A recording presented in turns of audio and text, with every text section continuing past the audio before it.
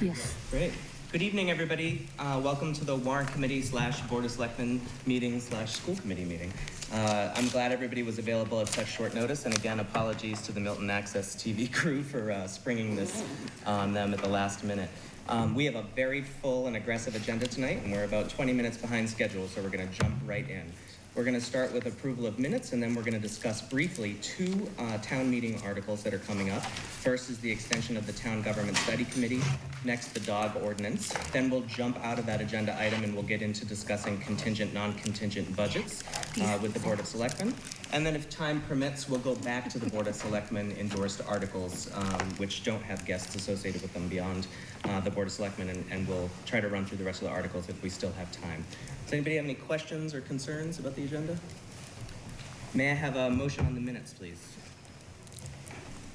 Yeah, I move we pass the minutes from our last meeting, February 17th, as written. Second. Any discussion? All those in favor? Great. Perfect. Thank you very much. An abstention. One abstention. All right, we're going to jump into the town meeting articles. We have Rick Neely here from the Town Government Study Committee, and I have your article up on the screen. And Rick, thanks for joining us. Thank you, Mr. Chairman. I appreciate the opportunity on behalf of the Town Government Study Committee to appear before the Warrant Committee, as well as other boards and committees that are here as well. The purpose for this article is to extend the date for the end of the Town Government Study Committee from December 1st, 2016 for 3 years to December 1st, 2019. You recall that the fall town meeting in October of 2013 initially put this time period into the committee when the committee was reformulated. So that was the town meeting that reformulated with 5 appointments by the moderator and 4 appointments by the selectmen. And the purpose of this is to allow the committee to finish its business. And right now, we're working on looking at the financial organization of the town and looking at potentially restructuring and taking a look at how it should be operating. We're also looking at consolidation opportunities among some of the other departments, such as the Public Works, Cemetery, and the Park Department. We also are looking at options concerning the Personnel Board. That's another one. And finally, we've been asked to look at the Capital Budget Planning Committee, and that's another example of one of the ones we've been asked to do since the committee was originally formed. So those are really the reasons that the committee would request that the charter be extended, if you will, from December 1st, 2016 to December 1st, 2019. Town Government Study Committee has done great work, and we're really lucky to have a representative from that committee here on our Warrant Committee as well, and we appreciate Phil doing double duty. So I'm excited to see what's coming next. Does anybody have any questions for Rick?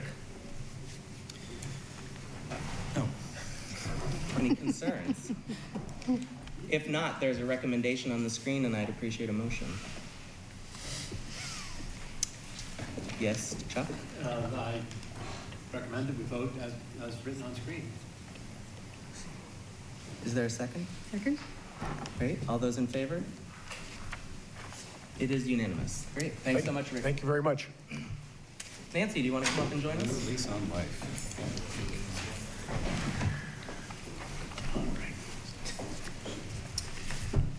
The next article up for discussion is the dog ordinance. And before Nancy starts speaking, I just want to bring to everybody's attention that we do have a much more limited version of this in effect right now.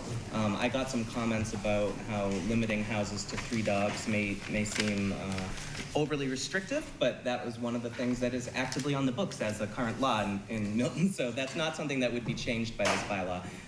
But would you say? Yes, I would. Oh, you want to comment on that? Great. That's one of the changes.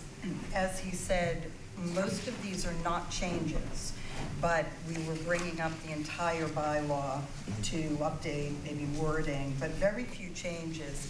One of the questions I know you asked. Sorry, Nancy Bersani. I didn't say your last name. Yes, Nancy Bersani, Milton Animal Control. One of the questions was on the restraint part of tethering. That has been in effect since 2005. So that wording is exactly the same. That is not changed. All of these can be found under the General Town Bylaws, Chapter 6, Section 22. What we're trying to do is update a little bit and define a little bit better. One of the issues I have many complaints of is off-leash dogs. And this happens at parks, this happens everywhere, and part of my job is to address these complaints.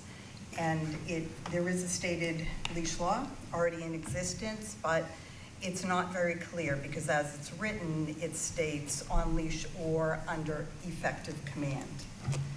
Effective command can be interpreted many different ways. And what I'm finding is if I approach someone with their dog off leash and their dog may be 10, 20 feet away, and I tell them about the leash law and why we have that, and they say, oh, they're under my command. And it's very hard without definitive wording for me to dispute that. So what we'd like to do, and it's been done in other towns, is take that off and just have that the dog needs to be on leash and under control of the owner or custodian, thereby eliminating. And there are parks in Milton, there's up behind Cunningham Park that's private, they allow off-leash dogs. So that would not be something that I would deal with. That is their policy, and it's a private park. So it wouldn't include that. And because there are certain circumstances that you would need to have your dog off leash, we have added that in subsection C for police dogs, anyone working or farming, things like that. So there are exceptions, and a question related to that you had asked was service dogs. Yep. Service dogs are always on leash or on harness. Yep. That's the point. They would never be in their working capacity off a leash. My concern was about the language that addressed walking over private property without permission. And it seemed like you couldn't walk across private property without permission even if you were on leash. No, that's not. That's not the way it No, reads? Okay. it's off leash. All right. And without an owner. Okay.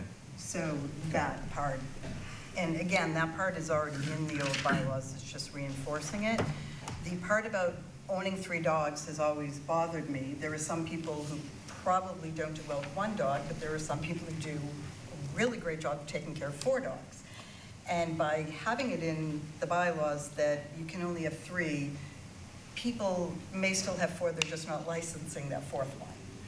So this way, if someone comes up and says, look, I have 4 dogs, and I know that these dogs are licensed, they're up to date on the rabies, they're well taken care of, then this helps me to say that's fine, as long as those dogs are licensed and you continue to follow the bylaws and take care of them, that's fine, that's not an issue. I don't feel comfortable really saying you can only have 3, but you know, so Yeah. that was changed. The only other change was, and this may bring up questions, was the definition of the leash being 6 feet long. Yep. The reason we chose 6 feet was because that is, and I actually have one, that is a standard leash. So a regular standard leash is 6 feet long, so the dog can be 6 feet away from you. A couple of towns do have 10 feet in their wording. Now 10 feet is this. So by 10 feet, it would be very difficult for you to control you. Always have. I would not answer any questions like that. No matter the distance. But with just a 6 foot, I would be more likely to be able to go, okay, come and hang out here with me, than I would with the 10 foot. So that's basically why 6 foot was chosen. Am I going to use any of these bylaws? And in 2005, when the other one was passed with the pens and the tethering, it's not so that I can go out and run around to everyone's yard and check this out. But these give me the tools that if there's an issue, that I can address it and address it more effectively when the wording is clearer and there are specific things listed, as opposed to being really generic. So that's, again, very few things are actually changing in the bylaw if you do look back, but it's just kind of tightening this bylaw up. In reviewing the bylaw with legal counsel, which I think you saw via email today, there were two things that they suggested Yes. cleaning up. One was to delete a sentence that Correct. was already covered in general laws, so it was sort of duplicative here. And then secondly, I just want to point out this paragraph that we had discussed, which reads, "In any prosecution under this section, the presence of such dog at large and without a restraint, such as, but not limited to, a leash or other tethering device upon premises other than the premises of the owner or custodian of such dog shall be prima facie evidence that such knowledge and permission was not had." That seemed a little bit clunky to me, so we were discussing it with the attorneys for town, and we suggested this sentence in its place, which is, "In any prosecution under this section, the presence of such dog at large and without a restraint shall be prima facie evidence that such knowledge and permission was not had."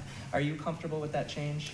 I am, and that whole paragraph was put in, as many laws come about, because of a circumstance where a dog was running onto other people's properties, but the people were actually nervous and did not want to stand up to the owner of the dog. Right. So by putting that wordy mess in, it enabled me to say, in my, authority, I believe this dog is not under control. You It's can not make that with the owner, assumption. So I can make it.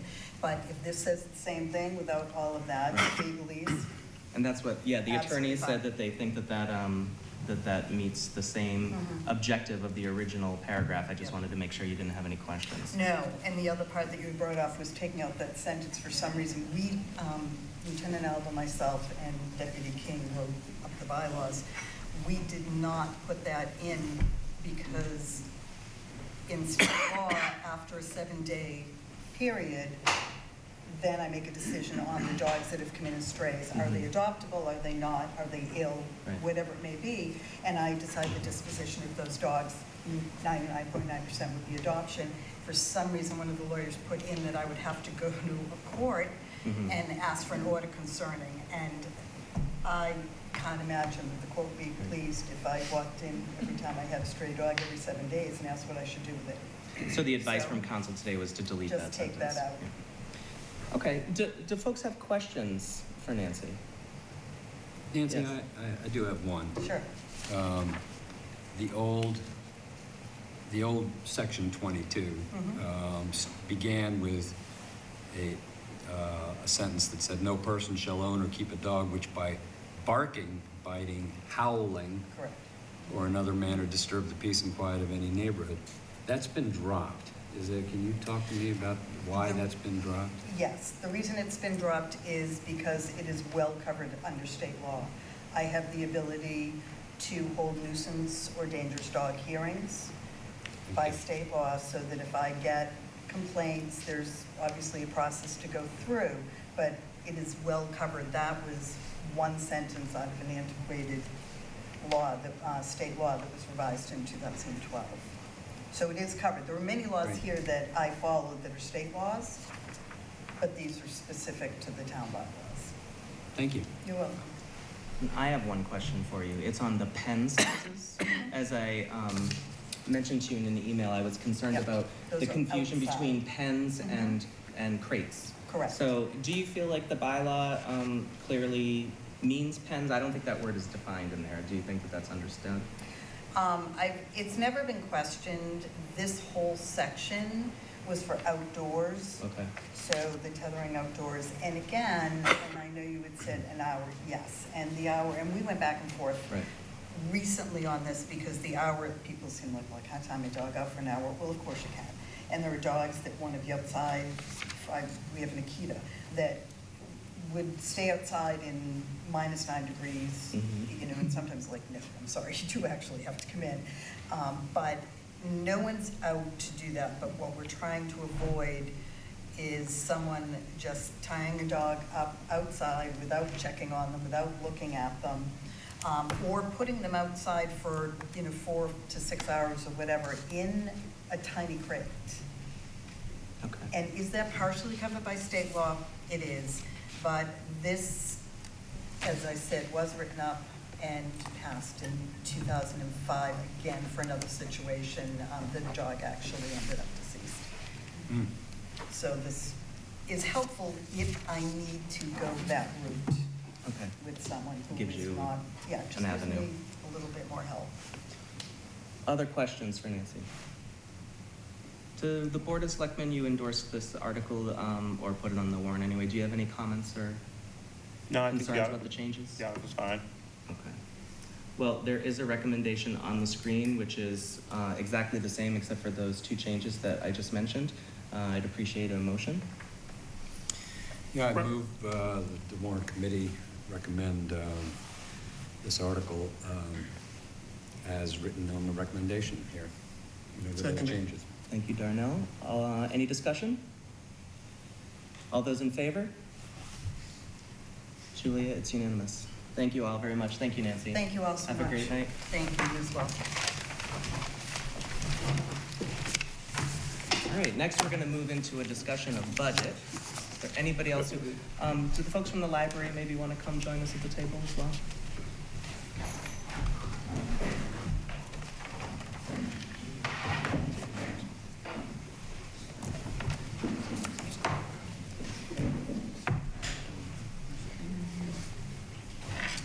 Okay. Like I mentioned earlier, we're going to move into a discussion of contingent, non-contingent budget scenarios. And then if we have time, we'll go back to the annual town meeting articles that were endorsed by the Board of Selectmen.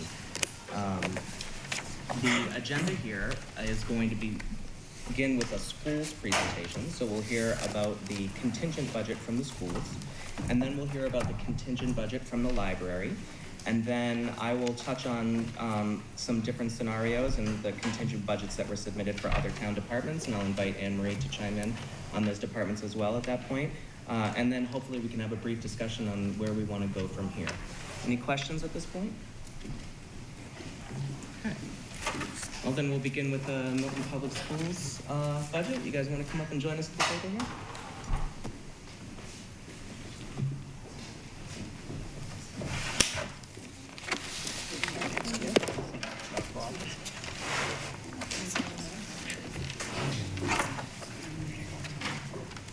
So we've been asked this morning, good evening. We've been asked this evening, did I say this morning? A new group in class, it's the morning. We've been asked this evening to present our contingent budget for the Milton Public Schools. And for those of the viewing audience and new to the process, to put this in the context, we work with our leadership team of principals and department heads and assistant principals, and we work collaboratively. They survey at their particular schools, and then we meet with them. And then every week we meet with the finance subcommittee of the school committee, which consists of Leroy Walker and Becky Padera. And during this budget process, we also post as school committee meetings, and often we have more members in attendance. A tremendous amount of analysis goes into every one of these requests, and many times the finance subcommittee and the school committee will send us back to the leadership team, and we go back and forth. And so this is really a consensus on behalf of the district.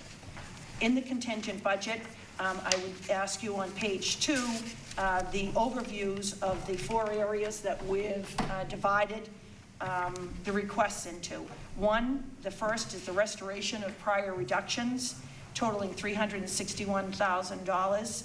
Second, increased learning opportunities for targeted populations, $236,000. Enhanced learning opportunities for all students, $231,000.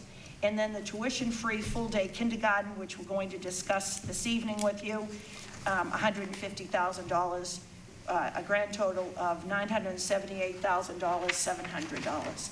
So Dr. Glenn Pavlicek, our Assistant Superintendent for Business, is going to detail the restoration of prior reductions, and Assistant Superintendent Sheehan will take over the increased learning opportunities for targeted populations.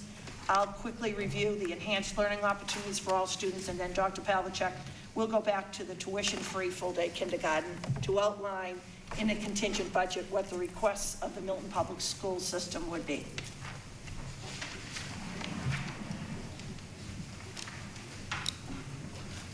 In the restoration of prior reductions, These are things that have been eliminated over the years that we consider priorities to restore back to the programs. The first one is to restore art, music, PE, health to 45 minutes a week for all the grades. Right now, the 4th and 5th grade in some cases have 45 minutes a week, but most grades only have 30 minutes a week of art, music, PE, health. And especially for students in some of the schools where art is actually on a cart as opposed to in an art room because we don't have enough space in all the art rooms for all the classes. If you have a cart coming into a classroom for 30 minutes, by the time you unpack the cart, and have to pack the card up at the end of the class, you have precious little time available to actually do any art. So we want to try to restore those to 45-minute blocks a week. We can do that with our existing staff. We would need to add one more staff member to do that, to assign all the different 45-minute periods a week that these people work. And so we would need a reduction of one person to do that. The second bullet is the one you may remember from last year. In last year's budget cuts, we had to cut a history teacher at the middle school. This resulted in the history class coming off the team in grades 7 and 8. So when someone wants to see their team for their 7th or 8th grade child, they would have to meet the history teacher separately because the history teacher was jumping around from team to team, and it broke up that structure, which is really important to middle school, really differentiates it from something more like a junior high school. So we would want to restore that one position as well. Last year, also, you might remember, we cut back on the administration in the middle school. We had 2 vice principals. We cut back to a vice principal and a dean. A dean is what's called a Unit A position. A person can do no evaluation. They really are more just the discipline aspects of an assistant principal. They can't evaluate teachers. They can't do a lot of the supervision that an actual administrator can do because they're not in the administrative unit. We've managed to make it work. This year, it's not optimal. It puts an increased burden on those who do evaluations because you have one fewer person there, puts more burden on the remaining vice principal. We would want to restore that position back up to the full vice principal to really give the leadership in the middle school. So that's an increase in one position. It's not an additional position, but it's a reclassification of an existing position. Increased hours of nursing support. This is due to our increased enrollment primarily in the preschool at Cunningham and Collicott. We have over 1,000 children, well over 1,000 children, with 2 nurses. And we have all of our preschools there, and little children visit the nurse a lot. And we need some more hours of nursing. This is not a new person, but it's an extension of hours to get some more hours a week from a part-time person to supplement the really busy times. Reduce athletic and club fees by half. This is a big issue for us. Over the years, as we've had budget cuts, one of the ways we've had to deal with that is by increasing fees. Sports fees are $300 a sport, more if you play hockey. There's family caps, but it's a lot of money to participate in sports. We charge people to be in clubs, $50 a club at the high school with a maximum of $100. We shouldn't be charging students to be in clubs. Clubs are part of getting into college. They're what you do, it's your activities and so forth. We shouldn't be charging rates for participation in athletic programs that frankly keep people from participating. We do have ways of mitigating the athletic fees for students who can't afford them, but frankly, if you're a high school student, you're not going to say, my family can't afford to pay the athletic fee. You're going to say, I have to stay home and take care of my little cousin, but you're not going to play. And it is an issue. These fees have been risen over time. I've been involved with this for 13 years now, and I've seen them go up from nothing in the case of clubs to where they are now, and from very little in the case of sports to where they are now. With an influx of $130,000, we could cut them by half and make a really significant difference in access for our students, particularly at the high school. Similarly, bus fees, we would reduce bus fees by $100. It's currently $350 a year to ride a bus. That's a lot of money. And again, in all of these fees put together, you're talking about a family easily paying thousands of dollars a year to attend a public school. And that's just an inherent inconsistency with public education.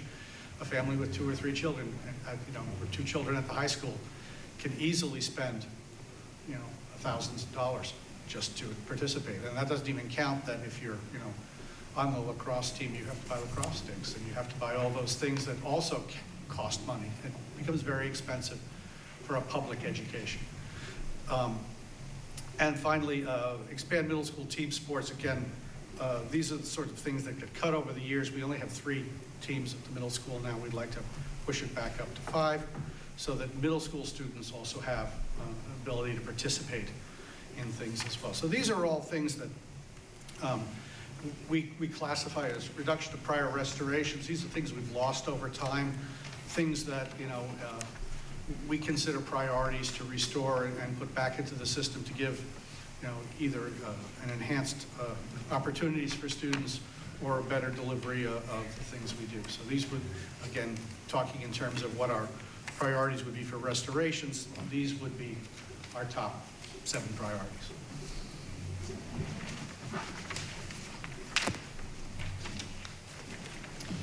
So for increased learning opportunities for targeted populations, we have a model of teaching in our elementary schools. We have co-taught classrooms where we have a general educator and a special educator. And children are placed in these classes. Some of the children are placed where it is determined, according to their individualized educational program, that they need the support of a special educator throughout the school day. And that is the model for kindergarten, first, second, and third grades. The model that we've had for our co-taught classes in grades 4 and 5 is that the special educator is in the classroom only half of the school day. And what we've found is that an increased number of children need that additional support throughout the day. And so we are looking at having a special educator for grades 4 and 5, 2 positions at $124,000. Before and after school and weekend learning opportunities, we target students according to assessment data, and those students participate in before or after school programs with teachers where they're identified as needing extra support in math or English language arts. They may participate in Saturday programs for additional support. They may participate in what we call project-based learning activities that are enrichment opportunities as well as extra support. So we would like to, we have the need to commit to supporting our students beyond the school day. Again, they're targeted in accordance with our assessment data. We have a need for a high school transitions teacher. We are interested in a program to support our students who are unable to attend a full day of school. We have students who are on leaves because of medical reasons. We have an increasing number of students who are out of school due to concussions. We have some children who have social emotional needs and may miss school. Athletic injuries, other athletic injuries in addition to concussions. And some of these students are not able to return to a full day but are able to transition for part of the school day when they're ready to return. Currently, it is the responsibility of our guidance or adjustment counselors to support these students who are not ready to go back into the classroom. And many districts are creating these transition programs to support these students so that they can return to the classroom and have smooth transitions as a result. And the next category, enhanced learning opportunities for all students. 3 years ago, when we presented to the Warrant Committee and town meeting our advancement budget, we did not have reading teachers in the Milton Public Schools. And as I said, if you call your relatives and friends in other districts, these reading teachers have made a difference in the elementary schools.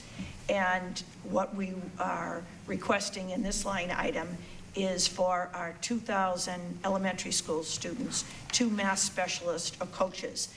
These individuals would be comparable to the reading teachers, and they would go in and work with the teachers, do model lessons, evaluate, assist with the evaluation, and again, drive the math instruction at the elementary schools. So for our 4 elementary schools, this would result in a 0.5 math specialist in each of our elementary schools. Currently, we have no math specialists at the elementary schools.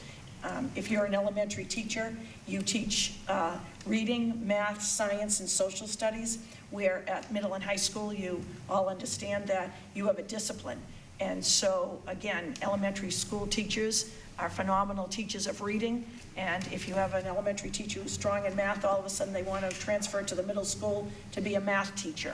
And so we have to support the foundation of 6 years of math instruction in the elementary school. The next request is an adjustment counselor, clinical adjustment counselor, supervisor. We just had a study of our special ed program. Next Wednesday night, it will be presented to school committee. Legally, you have to evaluate your program every number of years. And in this report, they're recommending this position. It also came from the leadership team. We have adjustment counselors in our schools.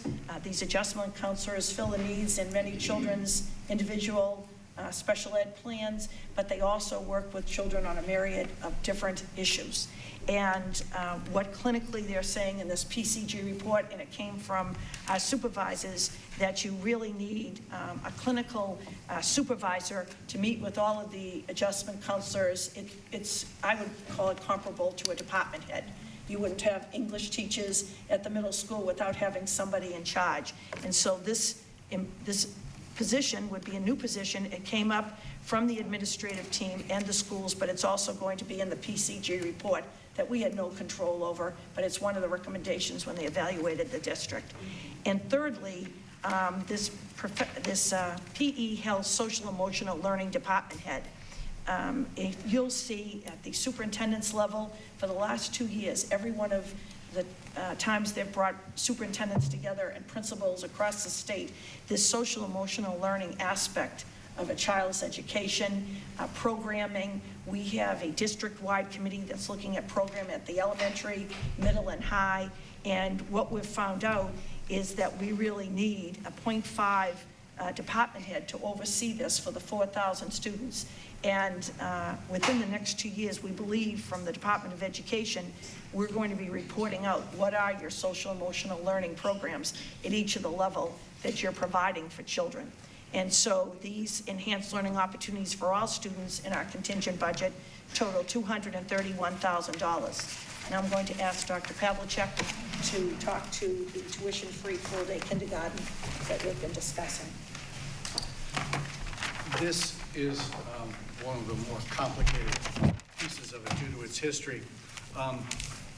When we built the schools several years ago, thanks to donations by the Copeland Cunningham Foundations, we have room for full-day kindergarten in all the schools. Full-day kindergarten classrooms are bigger than regular classrooms. They have cubbies, they have bathrooms, they have special design that make them eligible for kindergarten. In order to implement that, we said at the time we would do this at no cost to the district.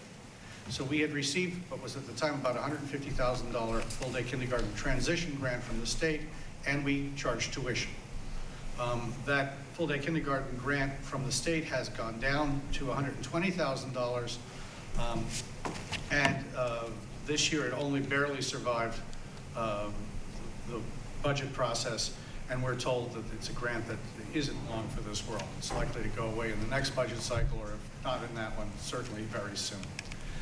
And we also have tuition that our parents pay. It's on a sliding scale, but they pay $3,700 a year tuition for full-day kindergarten, or actually for half of full-day kindergarten, since you're required by law to provide half-day kindergarten free to anyone who wants it. So what happens in the Chapter 70 formula is that when we charge tuition for our full-day kindergarten students, for the purposes of Chapter 70, they're only counted as half a child, because they see half the child is getting, half a day they're getting free kindergarten, the other half a day they're paying for it. So for our Chapter 70 distribution, the 330 kids we have in kindergarten count for roughly half of that. The children with special needs count for entire children, but the others count for half a child each. If we were to do away with tuition, we would gain basically 165 kids to our district for purposes of Chapter 70 reimbursement. And if you work out the difference, that comes close, but doesn't quite make up the cost that we would lose by the roughly $1.1 million we bring in tuition and this grant. So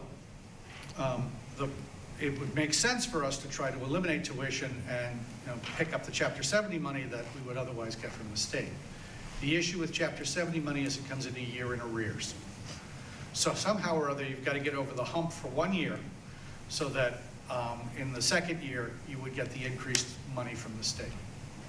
Given the state of the budget this year and the fact that there was some free cash to the district, we decided to propose that we use a certain amount of the free cash this year to get us over that 1 year hump. We anticipate the additional Chapter 70 would be on the order of $950,000 the following year.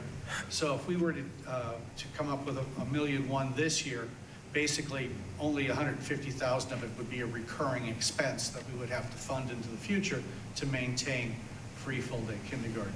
$950,000 would be this one-time expenditure to push us over the hump for a year. So this is one that doesn't quite fit into any of the other categories. It's proposed here on the basis that we think full-day kindergarten is going to be mandated eventually. The only thing, frankly, that's stopping it from being mandated now is that most districts probably don't have the space to offer full-day kindergarten. But full-day kindergarten is certainly on the horizon. And as I say, funding for the kindergarten grant is likely to go away. And it is the right thing from our perspective to be offering this for free. So this proposal is to take advantage of that and try to strike at this point in time and see if we can manage to eliminate the tuition in that 1 year and move on to, with an increased Chapter 78, maintain it with a smaller amount in future years. Thank you all. That was really helpful. Let me ask, are there any questions for the schools at this point? Again, we're going to hear from the library, then go through the rest of the town, and then we can have discussion at that point, but I just want to see if there's any questions right now. Yes? Bill? Yes, I have a question. Would the addition of the history teacher at the middle school allow you to reinstitute the team teaching? Yes. Yes. And are we to understand that in a non-contingent budget, you would not come up with $150,000 to do the full-day kindergarten? It would take the reduction of other staff. Yes, that's what I'm asking. So your preference is that you would not do that, No. except for a contingent budget? Right. And also to add to Glenn's presentation, this full-day kindergarten grant that probably will be eliminated would force us, if this didn't happen, to increase the tuition for families from $3,700 probably to $4,200. So it'd be about a $500 increase in tuition. Okay. And knowledge of that increase hasn't changed your opinion on your priorities? not to eliminate existing staff right now. Okay. Any other questions for the schools at this point? All right, well, let's turn our focus to the library then. We have two guests here from the library. We're going to come back to the schools, though, eventually, I'm sure. So, Christine and Will, thanks so much for joining us. And you want to jump right into your slides? Sure, yeah, thank you for having us. I'm going to walk through the current challenges, which are really the things that we address with our contingent budget. Mostly through staffing increases to support the library services. Just a little background, the library supports not only the building, but the outreach and many other programs that are outside of the building itself to serve the full community. And that community includes, elderly population, it includes, young adults, older adults, teens, and very young children. So we serve the whole wide breadth of the population. The current challenges that we have is really we can't meet the current demand that we have. So we have a bad success story. I guess the library is very successful. We have a lot of people that are interested in coming there and using the services, which really just increases the need for more services, and we can't provide them with the current staffing that we have. Ebook training, a lot of folks come in to try to get technology information and require support to help, use some of the technology pieces that they might have, whether it's to actually access our magazines or ebooks that they can get. So it's a difficult problem for some people that don't understand technology, and they require some help. We currently have waiting lists for story times and other children's programs. So, and this could go anywhere from 5 to 12 people in a waiting list at any time. Library meeting spaces are at capacity almost every afternoon and evening. We have more space, but we don't have the staff that can actually monitor the space, so we can't open up the downstairs without having staff that can actually provide, a safe environment and be able to supervise that space that other people can use. The library tables and study spaces, again, also are near capacity. We have a lot of folks that come in to do tutoring at the library and take up, rooms.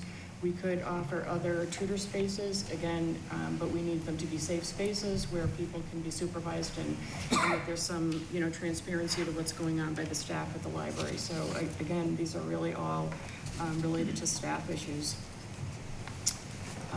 The next slide, again, just some more areas where we can't meet the current demands is adult creative programs. We have a lot of different programs. The focus on the programs has been to eliminate programs that have had minimal support and really focus on programs that have brought a wide, group of people into the library. If ever any of you have ever come over to the library during these programs, there isn't enough parking because there's so many people trying to get into them. A good problem to have, but we'd like to be able to offer more programs to service the population wider. A waiting list for school visits. So, one of the things that Will and the children's librarian do is a lot of outreach. We work with the schools all over. So the children's librarian, Miss Sarah, goes out to the schools to try to promote early literacy, to try to promote library cards, and to try to introduce the young children and families to the library at a very early age. This is really important, and this has brought in a huge influx of families and young children using the library, which is, again, a great problem to have. So the summer reading program last year, the previous year was about 500. Last year we had 1,500 kids in the summer reading program. And a lot of that is due to the outreach that's done by, by the children's librarian. But we have one children's librarian, and we'd like to be able to offer more. Another area that we have waiting lists are off-site book discussions. So a lot of these are actually conducted by Will himself. Goes out to Fuller Village, Pine Tree Brook to actually offer, book discussions for people out there. He's had many requests to do them at more locations, and he's had requests as well to do, multiple discussions even in the same location, because you can only have so many people in a discussion, to make it be, worth your while or interesting to the folks. So, again, another area that we're kind of short-staffed on. And then increased wait times for print and ebook materials. So, I don't know if you've tried to reserve a library book, you might expect to have a short wait to get the book that you want, but you don't expect to wait 6 to 8 weeks to get your book. So Will has been very creative in trying to find ways to be able to increase that circulation, but it involves more people, trying to track what books are people looking at, what do they need, and we have to then order more books. So it really becomes kind of a staff-intensive solution to that problem. And as the circulations increase and people continue to use the library, that will just kind of increase over time. So I'm going to turn the Will, would you mind introducing yourself? I'm Will Adamsick. I'm the library director. Thanks for having me, and I'd like to thank Christine Hodlin, the chair of the trustees, for being up here with me. Our contingent budget addresses the challenges that Chris outlined for us tonight. This contingent budget was worked on by myself with help from some of the library staff, and then it was talked about with the finance subcommittee of the trustees and then the full body of the library trustees. So a lot of work went into both our contingent and non-contingent budget. And the budgets were informed by statistical data. We are able to track a lot of different usage statistics. And also by a long-range planning process that the library has gone through and finished in the fall of this past year. And that long-range planning process would involve focus groups. We've got a lot of town involvement, and it kind of gave us a roadmap for where we want the library to be. This contingent budget doesn't address things down the road. It's trying to address the demands that we have right now, though. It's meeting the current demands for services. A contingent budget is approximately about $220,000 more than our non-contingent budget. The majority of that number is made up of salaries for increased staffing. What the budget does is it begins to meet the current demands for services.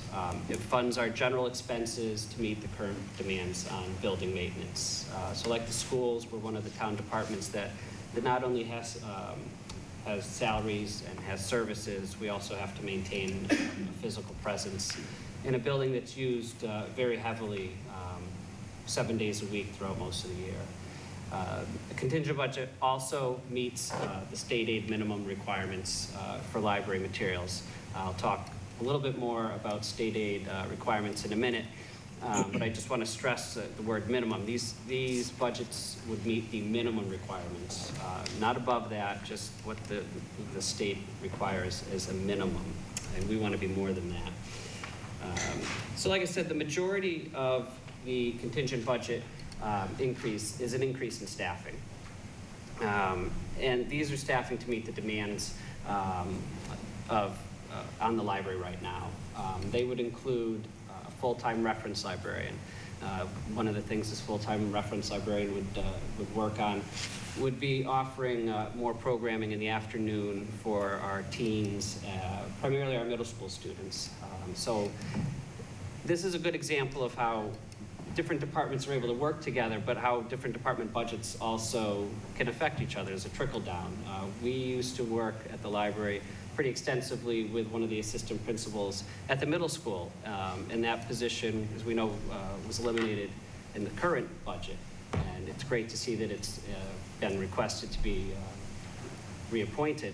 And that was somebody that we had a lot of work with in the past, in helping us work with the middle school students that come into the library after school for 35 to 50 students a day. And that was a great relationship to have. And it was a cut to the school budget, but it also affected the library. So we could see how there's a trickle down there. The other position would be another reference technology position. So this person would be a frontline staff member working primarily with the growing demands of a digital library. People still check out books, but sometimes they check them out on their phones or their iPads, and there's a greater need for services there. And checking those out for the first time is a lot more labor intensive for the person checking it out and for the staff member helping them. So a transaction that a physical book would take seconds could take 5, 10, 15 minutes the first time somebody does it. A full-time library assistant, this is a person checking out your books, signing up for library cards.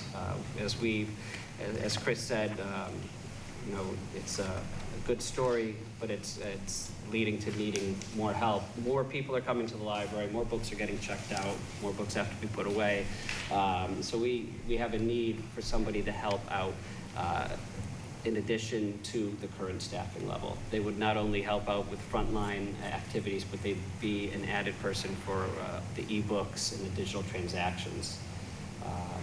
A part-time children's librarian to meet the demand for outreach at services. So the library does do a lot of outreach to the public schools, to other schools in town, and that outreach is great.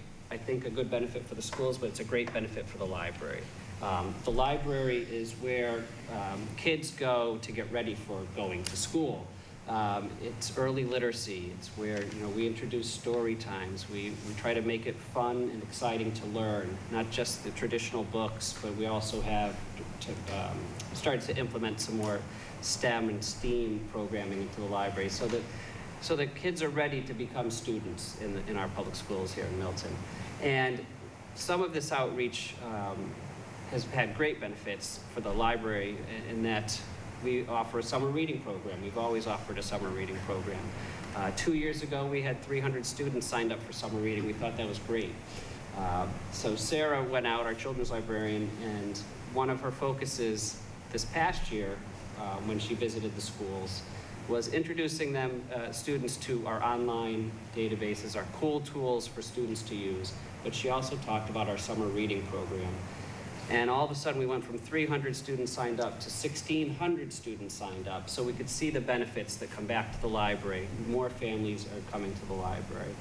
And then finally, another part-time library assistant to help out in the children's room and at the main desk, but to help out with the digital demands and the more point of contact needs of our users. This next slide illustrates just how much demand and usage has grown for library services since the new building opened. And you can see, well, you can't really see the increase in staffing levels, but you can see quite a few of the others. And you know, some of them are exaggerated because it is a longer period of time. But basically, you know, our library visits last year were over 235,000 people came through the library's door last year. Circulation continues to increase, but last year we saw a 30% increase just in ebook circulation. It's not replacing physical circulation, it's just adding a whole new area that the library staff has to focus on. So that was a 30% increase in just that 1 year. Reference questions. We had over 13,000 reference questions last year. And those could be anything from, you know, where do I find a book, to a much more long-term research project on, you know, who owned my house back in 1852. So those kind of run the gamut. Public computer use. We had a 44% increase from fiscal 14 to fiscal 15. And that number ranges from the 40,000 to 50,000. And that number is beginning to grow even more. People are using our actual physical computers less and using all of the free wireless at the library. Just, we can't even count how much they're using that. Program attendance. So programming is something, like Chris said, that we're focusing on the successful programs. So from fiscal 14 to fiscal 15, we actually had a decrease in programs offered. We still have a 1,000% increase since the library opened.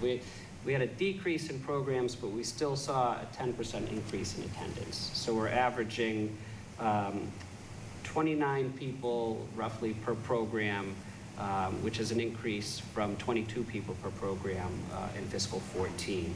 So that shows that people are coming to the library and there's a demand for all these library services, but we haven't increased our staffing level significantly. Last year we were able to add a part-time position and 3 additional hours for another staff member, and that has helped, but it hasn't brought us up to where we need to be. Now when we talk about a non-contingent budget, a non-contingent budget doesn't address any of the things that we've talked about already. Because most of our needs are staffing related, There won't be anybody available specifically for training and technology assistance. It won't decrease any of the wait times for children's programming. We won't be able to offer additional study spaces and meeting room space because we won't have the staffing to open the lower levels. Programming, we will not be able to add additional programming because we won't have staff to run the programming. And the same goes for wait lists for school visits, off-site book discussions, which are more than book discussions. We also offer, technology instruction and different library-related programs off-site. And the wait times for ebook and print circulation as well won't be able to be met. The non-contingent budget also does not support the state required in the approved long-range plan that was approved both by the library trustees and by the Mass Board of Library Commissioners. I mentioned state aid requirements. The library has to meet several requirements. These two are the money articles of state aid requirements.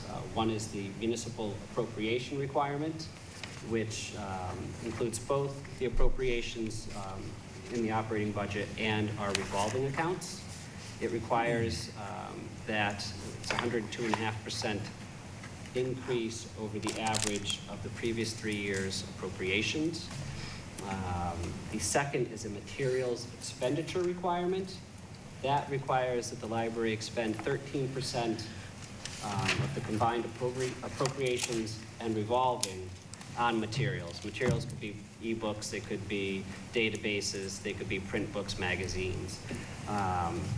That number increases anytime we increase any part of the budget. That's something to keep in mind. So if the budget goes up for salaries, you have to increase the materials to meet that. The numbers are tied together. And that can be met both through appropriations and a revolving account. And then I just wanted to mention briefly a couple, really one factor that is affecting our fiscal 17 budget. And one of those things is our materials revolving fund. Since fiscal 13, we've begun to see a decrease in revenue in our revolving fund. And this revolving fund is from fines collected at the library. It could be partially because people of Milton are being more conscientious, but it's really more to do with ebooks taking up a increasing percentage of our overall circulation. Since fiscal 13 to now, ebook circulation has gone from about a 3 or 4% part of our overall circulation closer to 9 to 10%. Ebooks, you cannot collect fines on ebooks because after 2 weeks they disappear from your computer device or phone, so you can't be late with them. So there's no ability to collect fines. So as a result, we're beginning to see a decrease in our revenue from fine collection. So materials revolving fund is not going to grow for the library. We're going to see it continue to slowly decrease over the coming years. And then I'll just let Chris finish up for us here. So just to, just kind of really in summary, our contingent budget isn't something over the top. It's really just to try to afford us to meet the current needs and demands of the library. It supports our mission, and again, as Will said, we just completed the long-range plan this past year, and a lot of the items in the long-range plan are supported by staffing that we would need to be able to meet several of those objectives. And again, we're looking to just kind of meet the current demands of the library. So with this budget. Thank you. Any questions for the library at this point? No questions yet? Okay. Do you have a personnel board approval yet on the 3 part-timers? No, we have personnel board approval for the 2 full-time reference positions. Right, I thought that might have changed. No. Thanks, Will. Thanks, Chris. Thank you. Appreciate it. So now we're going to move into a discussion of some scenarios, and then some discussion. Will you take one and pass that down, please? Discussion of some other town departments, and I'll ask Anne Marie to chime in if I miss anything. I'm going to pass around a document right now which contains 3 different scenarios on it. They are on the screen right now. It's important to point out that these scenarios have not been voted on by the Warrant Committee. They're here for discussion purposes only, and so that we can have some dialogue on a potential override scenario. So as that document comes around, what's the matter? We seem like we're kind of taking things out of order. I mean, we went through the schools, we went through the library. Why not talk about what the town is missing as opposed to having it so disjointed? I mean, you know, there are several things in the contingent budget that, you know, are going to hurt the town if we don't have them. You know, granted, they're new positions, same as the library, same as the school, they're add-backs, but why can't we talk about them all at once? We can. Would you like to? Yes. All right. Well, then I'll skip to the next slide, and I'll talk a little bit about where's the pain. So I've gotten a couple of questions recently, and what I wanted to do was set up that there were 3 different scenarios, and 2 of them were contingent-based, and 1 of them was non-contingent-based. And the reason why 2 of them are contingent-based is because there is a lot of pain. And one of the comments that I've gotten recently was, if we're not showing that there are going to be 40 teachers laid off, there's no way that we're going to have an override this year that's going to pass. And I don't think that that is a fair assessment of where we are as a town and where we need to be going as a town. So the point that I'd like to make personally is that just getting by, as we have for the last couple of years without passing an operational override, is actually falling behind. We have stretched and stressed staff all over the town side, and I've called out a couple of bullet points here that I want to hit on. One is in the administrator's office, which I think the Board of Selectmen is well aware of. Anne Marie has left us with a really good roadmap for what she thinks that office should look like in terms of staffing. And frankly, we've heard the pain for a couple of years now, and it seems to make a lot of sense to add some staff into that office. Anne Marie, do you have a specific comment on that you want to make? Yes, I would like to. I would like to speak on that point. I think, as you well know, I will be leaving employment in the next 4, 5, 6, 7 months, whenever they name a replacement town administrator. When I leave, there will be 2 staff members in the administration office. This office is the hub of the town. This is where everything comes. This is where all the fires are put out.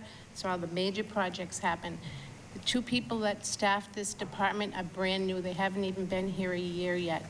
In order to have a new town administrator, whoever he or she may be successful, you need to give that town administrator the tools and the help and the support to be able to conduct the day-to-day operations and to be thinking long-term in strategic planning and policy and procedures.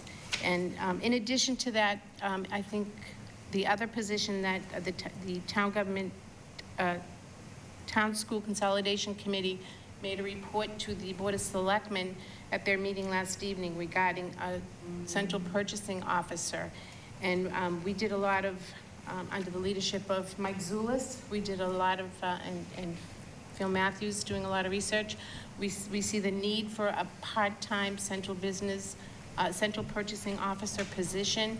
And the Town Government Study Committee discussed that at great length last evening. I had a conversation today with the chairman, Rick Neely. And in our contingent budget, he would like to also place an additional $40,000 for a part-time central purchasing officer. That, again, is a very, very important position, and it will unify the town and all of the departments with one central purchasing office.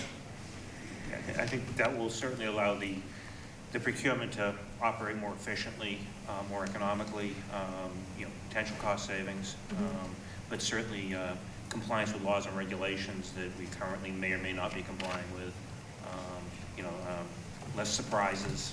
So, you know, I think it is an important function.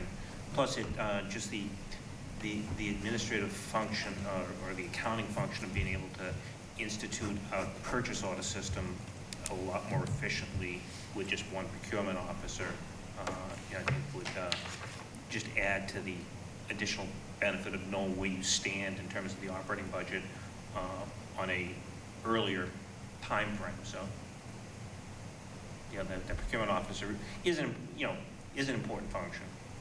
It's certainly something most businesses don't do without. Great, thanks very much. The next bullet that I would draw folks' attention to is the Consolidated Facilities Department. Before we leave the administrative office, though, I mean, the other thing I just want to, right now, we've just hired what used to be the assistant town administrator is really now, because HR has become such an important and such a growing demand in the town. Insurance, employee benefits continue to become more and more complex. Trying to comply with Obamacare becomes just, a nightmare. So what used to be the assistant town administrator is basically now a full-time HR person. So right now there is no assistant town administrator. The inefficiency that creates is all the business affairs of the town falls on the town administrator. The town administrator can't delegate because there's nobody to delegate day-to-day operations to. The town administrator winds up working 80-hour weeks, because of that. So, again, the ability to have, it's important to have the HR, but ultimately, we need more staffing over there in terms of an assistant. It's going to be even more important when you get the strong town administrator and they're responsible for carrying on more and more of the day-to-day operations of the town. So, it's another thing that we are missing, clearly. Or you end up delegating to somebody who doesn't have the capacity to take it, and I'd like to recognize that Amy Dexter's been taking on a lot as well. She did. And, Absolutely. So thanks for allowing us to spread that work around. And the other thing over there is, and we've found out more and more as we go through it that, one of the others, was a secretarial position over there, has now become a more contract administration person in Barbara Mark. Licensing. You wouldn't believe how bad, how many, a perfect example, of just not being on top of where documents and contracts are at. What was that, how long ago was the lease in that parking lot expired? 1992. Nobody knew it. Nobody knew it. The Greenspan. The Greenspan lot hasn't had a lease since 1992. That's just one of many. One of many. Just because there's not enough personnel over there just to keep on top of things. She's been doing a great job at pulling stuff together, but again, it just kind of shows the need in that department for Additional support. well, yeah. Any other comments on the administrator's office? I think that does it, I think. Okay. To the second bullet point on consolidated services, I just want to point out that several years ago, we had a really healthy mix of some very new buildings and some very old buildings. And now those years have passed. And now we have a mix of some buildings that are aging and some very old buildings. The Inspectional Services Department is really in need of a permanent, the Consolidated Facilities Department is really in need of a permanent project budget line item so that they can plan ahead what they need to accomplish each year. And they also need an additional staff member, maintenance assistant, which has been approved by the Personnel Board. Any questions on that bullet? No, I think that's a department, Mr. Chairman, that's a great success in the town. Yep. Bill Ritchie is to be commended for his forward thinking and his really digging down deep and finding really good programs, really good savings on behalf of the town. And I couldn't echo your sentiment more. From everything that I've heard and from all the compliments that I've heard, additional investment in that department would yield great returns for the town. Absolutely. It definitely does. Okay. The library can also echo that. Thank you. He has saved us enormous amounts of money. It's fabulous. As well as the school on the town side, too. Yeah. In terms of inspectional services, that department is asking for a zoning enforcement position. And I have to say that for a department that brings in almost $1 million in revenue, they're about to break $1 million for the first time this year, this department really feels like they're not able to accomplish all that they're supposed to be accomplishing given the current staffing level that they have. So for a department that brings in so much money, I'd really like to see them staffed appropriately, and I think that position was also approved by the personnel board. Yeah, and it really is important. Zoning violations and inspection services is in charge of most of them. Is one of the most common things selectmen wind up dealing with, through emails, and it's one of the biggest complaints in the town of, commercial vehicles parked in driveways.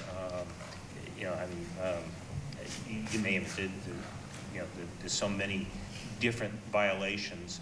Right now, the way we handle them is if somebody screams loud enough, we do it. Right. Otherwise, there is no proactive enforcement. Anything else on that? Okay, we definitely heard from the library on their multi-year plan that they put in place and how they have a request in the contingent budget to meet their current customer base. On Parks and Rec, I'd like to draw folks' attention to the long discussion that we had on the state of the fields right now in the town of Milton, and how great the state of the different programs are and how used those fields are. Unfortunately, they're overused, and the turf is starting to come up, and I think that the warning that we received is that pretty soon our kids will be playing in mud because those fields are not getting the proper attention that they deserve. And also that staff is stretched as well. So their contingent budget includes moving one of their staff members from their revolving fund into their permanent operational budget, which would free up a good deal of money in their revolving fund to reinvest in those fields and the various maintenance items that they have. Comments on Parks and Rec? No? Okay, in terms of public safety, there are some requests in the contingent budget for overtime at the fire department, as well as a trainer. And then in the police department, 2 officers, and I must note that those 2 officers have been requested repeatedly for the police department, and I think we've held their staffing constant for many, many years now, given our budget situation. And I don't have off the top of my head how many years now it's been at the same number, but the police department likes to say that with the time that their officers now invest on the school side, they've actually had a reduction in staff over the last couple of years. So they feel like they're stretched, and if we're going to look at an override, it might be time to seriously look at that request that's been out there for many years. Anne Marie or anybody else, did anybody have any comments on fire or police? Yeah, I would like to comment on the police department. I just wanted to clarify that those positions are positions that have been in the plan for a number of years. Those are not new positions. And as you articulated, they're positions that they have requested for a number of years to be filled. In the fire department, they're looking for 1 new lieutenant position and an increase in their overtime. Historically, I think over the past 5 years, they've had to come for reserve fund transfers for their overtime line. And as collective bargaining agreements get settled, the overtime line doesn't increase, and the cost to have that firefighter come in at an overtime rate does increase. So they actually lose hours on their overtime number. Mm-hmm. So they both are much needed in order for those 2 departments to function effectively and efficiently. And to be clear, the police positions, even though they're in the personnel plan description, they're unfunded positions right now. Have been unfunded for a number of years, yes. Yeah. Any other comments on police or fire? No, that's fine.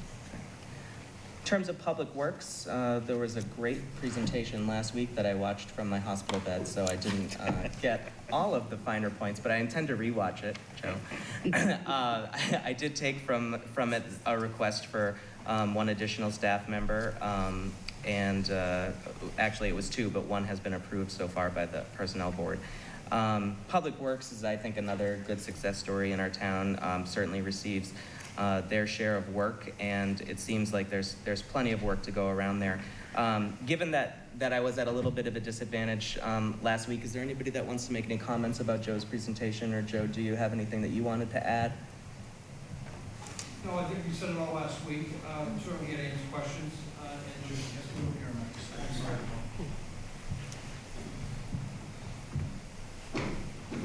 next. I'm sorry, just for the folks at home under the microphone. I have nothing to add. I'm here to answer questions if need be. I think Amber and Megan probably, Mr. Hurley, have a presentation they'd like to make with regards to some of the accomplishments we've made with the stormwater article from town meeting. Great. Anne Marie, anything else to add on DPW? No, I don't have anything to add on, Great. but I believe we want to talk about stormwater. We can talk about stormwater if you want. I mean, as you all know, it did pass town meeting, so. Yeah.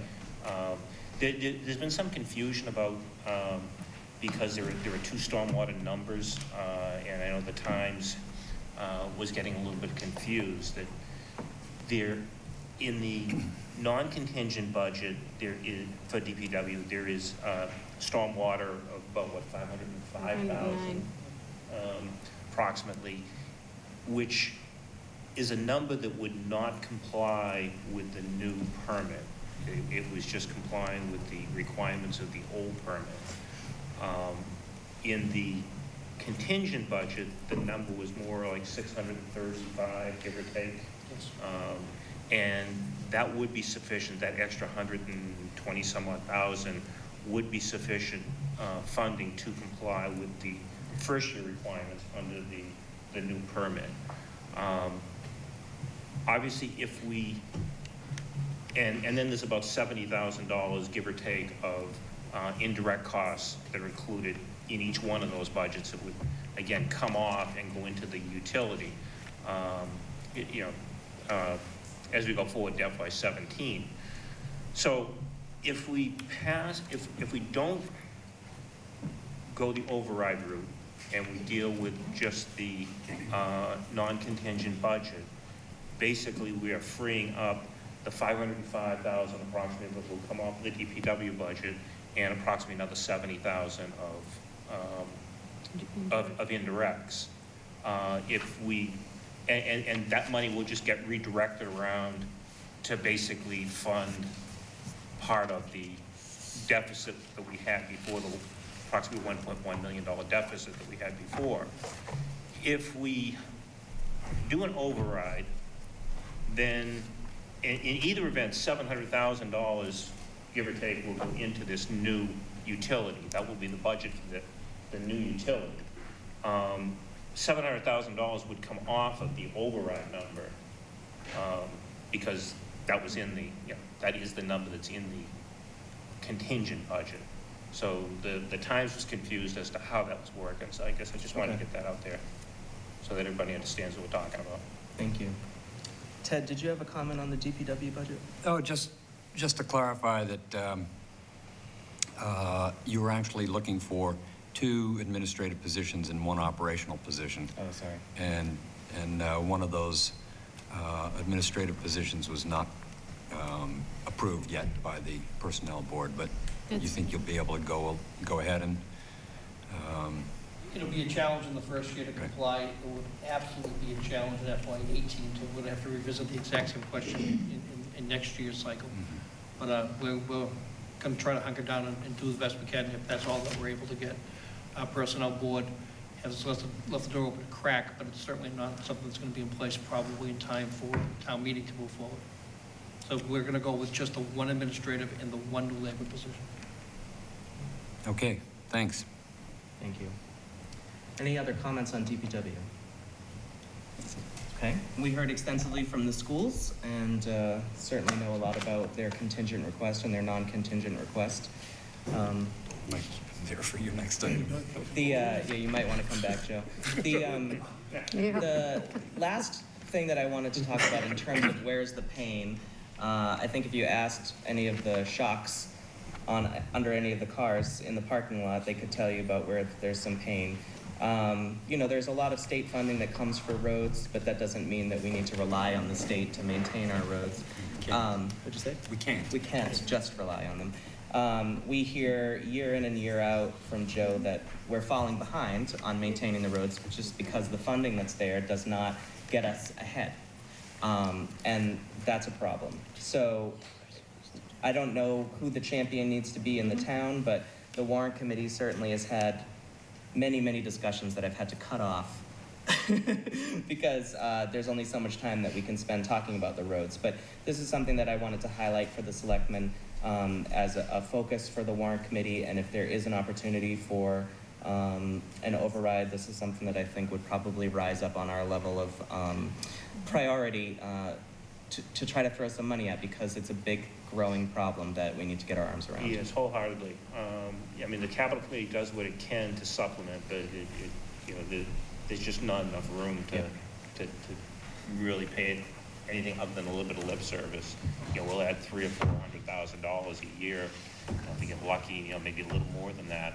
But the shortfall is probably 1.3, 1.4 million. 1 point per year? Yeah. Per year? Yeah. That's correct. Because we get about 700,000, give or take, maybe 800,000 in a good year from the Chapter 90 money. We are trying to get into that new program, the Smart Complete Streets, which will give not a lot of money, but a little bit of extra money. It's stuff we're already doing now in terms of when you redo a road, in terms of the bicycle lanes and things like that. We might be able to get some funding for that. We're not currently, but again, it's small dollars. Yeah, so Mr. Hurley makes a good point. We're pretty aggressive in chasing those funds that come in through new programs, both at the federal level and at the state level. We're also pretty quick to try to put packages together and ask other agencies to contribute with us. DCI has been very, very helpful in that regard with several projects, funding several $1 million worth of work over time. But when you get right down to it, we rely almost exclusively on Chapter 90 monies to carry our roadways, and we are losing ground annually. And as you lose ground with a roadway, the degree of degradation in the roadway surface just accelerates, and as it accelerates, the costs become more eminent and more, and higher to make those repairs. So the idea is to never lose ground, and the best to try to gain ground every year, but we're not even coming close to that. To Tom's point, the Capital Planning Committee has been very generous in some regards, giving us some monies every year for the past few years when they've been able to try to supplement our Chapter 90 money. And in one particular year, was able to find $1 million to allow us to reconstruct a Central Avenue, full length from, not full length, but from Kerrigan's Corner out to Elliott Street. But we also chase those, like state programs. We got $1 million for the Elliott Street and Central Ave streetscape, and we're working with Federal Highway Administration for the work on the deck. So we're always trying to chase the money, but even that's not enough. We're still continuing to lose ground. Other towns have looked at roadways just as they do their building infrastructure. They try to, and we have a pavement management program, which is our roadway capital improvement plan. We know what that horizon looks like. It's way out there and it's very gloomy, but we try to aim for it regardless. So we know what sorts of monies we should be investing every year. And if there's a plan and there's a way to bring that question to the voters and have something methodical on a reliable basis, in other words, if it's debt exclusion or if it's an operating override, it's in there as a new basis moving forward, and it becomes reliable. And that's something we would certainly love to see considered. Yeah. And one alternative to that would be a special purpose stabilization fund, where you'd have a roadway stabilization fund, which would be funded by an override that would kind of be there every year, and the money would be there and come out as need be. So it's in there. It's almost like a debt exclusion, but not quite. It doesn't go down. It stays the same. Mm-hmm. Darnell has a comment. Quick. You spoke about this before, but there is a level of keeping up with the current roadways the way they are, and you said that was like 1.4 or something like that, just to keep up to where we are right now. My bigger question would be, what is a number that would really put a dent into the problems we're having right now with getting this thing done? So say you're looking at a horizon that we'll never meet. What's something that would really put a dent that'll make a difference across the town if we're looking at something like Selectman Hurley was talking about, like a debt exclusion or really a type of override? What are we looking at as a real number? Well, actually, we've had this conversation. We've had this conversation, and a while back, I had an idea of, trying to do set up kind of a debt service fund, use the Chapter 90 money and leverage it. It's illegal. We can't do it, but it was a good idea. But it was a good idea. It was a good idea. Financially, it's not. And really put a big chunk of money in. The problem is when you redo a road, you also want to redo the water and sewer infrastructure on that road. And it becomes just a logistical problem of doing both at the same time. But Yes, Darnell. see, the only reason Selectman Hurley, the problem I have with that is we get caught into a trap of only fixing roads that have water problems, okay, or have, and that means probably the majority of roads across the town don't get looked at for long periods of time. If you happen to have a good sewer system under the road, even though the road itself is trashed, you probably never get any work done on that road if we use that system of going forward. So my question goes back to, what would be a real number? It might be, the real number might be $2 million a year or whatever, and we minus the 1.3 or 1.2 that we're getting now, and that's the number we're really looking at, that 800,000. So I'm trying to just get an idea. 1.4 breaks even, and anything above that gives us a little bit of ground in. To accelerate, 1 or 2% a year doesn't accomplish much, so we'd be looking, trying to accelerate our program by as much as 10% per year as a bare minimum. Okay. So I think something on the order of $2 million of total roadway program, some of which is the Chapter 90 we're talking about, is that gap we're talking about.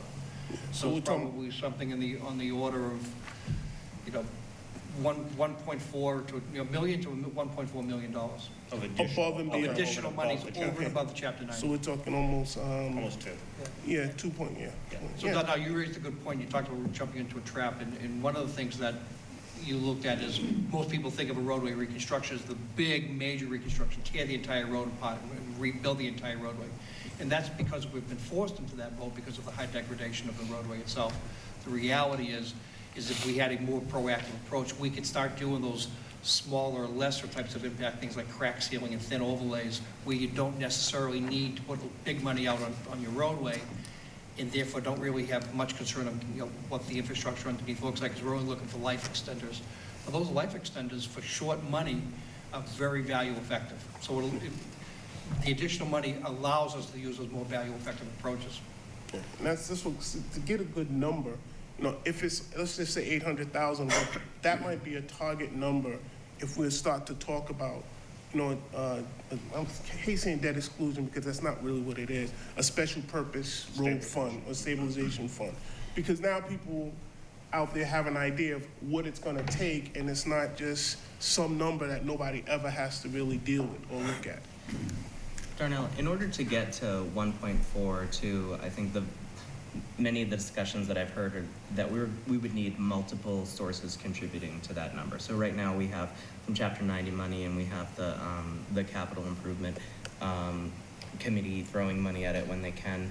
And again, the plans that I passed out have not been voted on by the Warrant Committee, but I'm starting to feel as though some number needs to be in an operating line item in order to service roads every year. And then if we can depend on the Capital Improvement Committee to throw additional funds in order to try to get us up to the bogey that we have, that's great. I don't know that there is the will to have the line item that we need in the operating budget, but I think that there should be something in there, and then we can use those other avenues to try to get the number up. Mm-hmm. Comments on roads? Questions? Ted? Yeah, there are other towns in the Commonwealth that have regular large sums for roads in their operational budgets, Northborough being one of them. Mm-hmm. And it's, it's the $700,000 came out of the budget for stormwater, and plugging it with $700,000 for roads might not be a bad idea.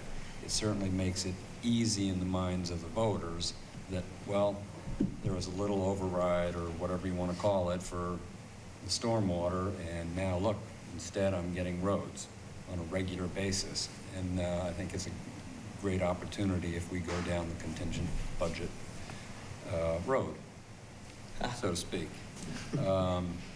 You know, but I think we are never going to catch up to the road problem if we're losing, you know, if we're falling behind that much every year. And the costs just get, with each year, go up as well. So I think we really need to consider throwing them in there. So before I move on from this slide, is there anyone in the room that is not feeling the pain?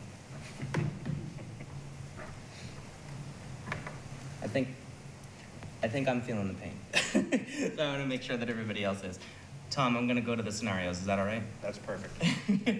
All right, so again, Warrant Committee has not voted on these scenarios yet, but for discussion purposes, I have 3 on the wall. Passed around some documents. There should be some extra copies. You can grab one if you don't have one in front of you.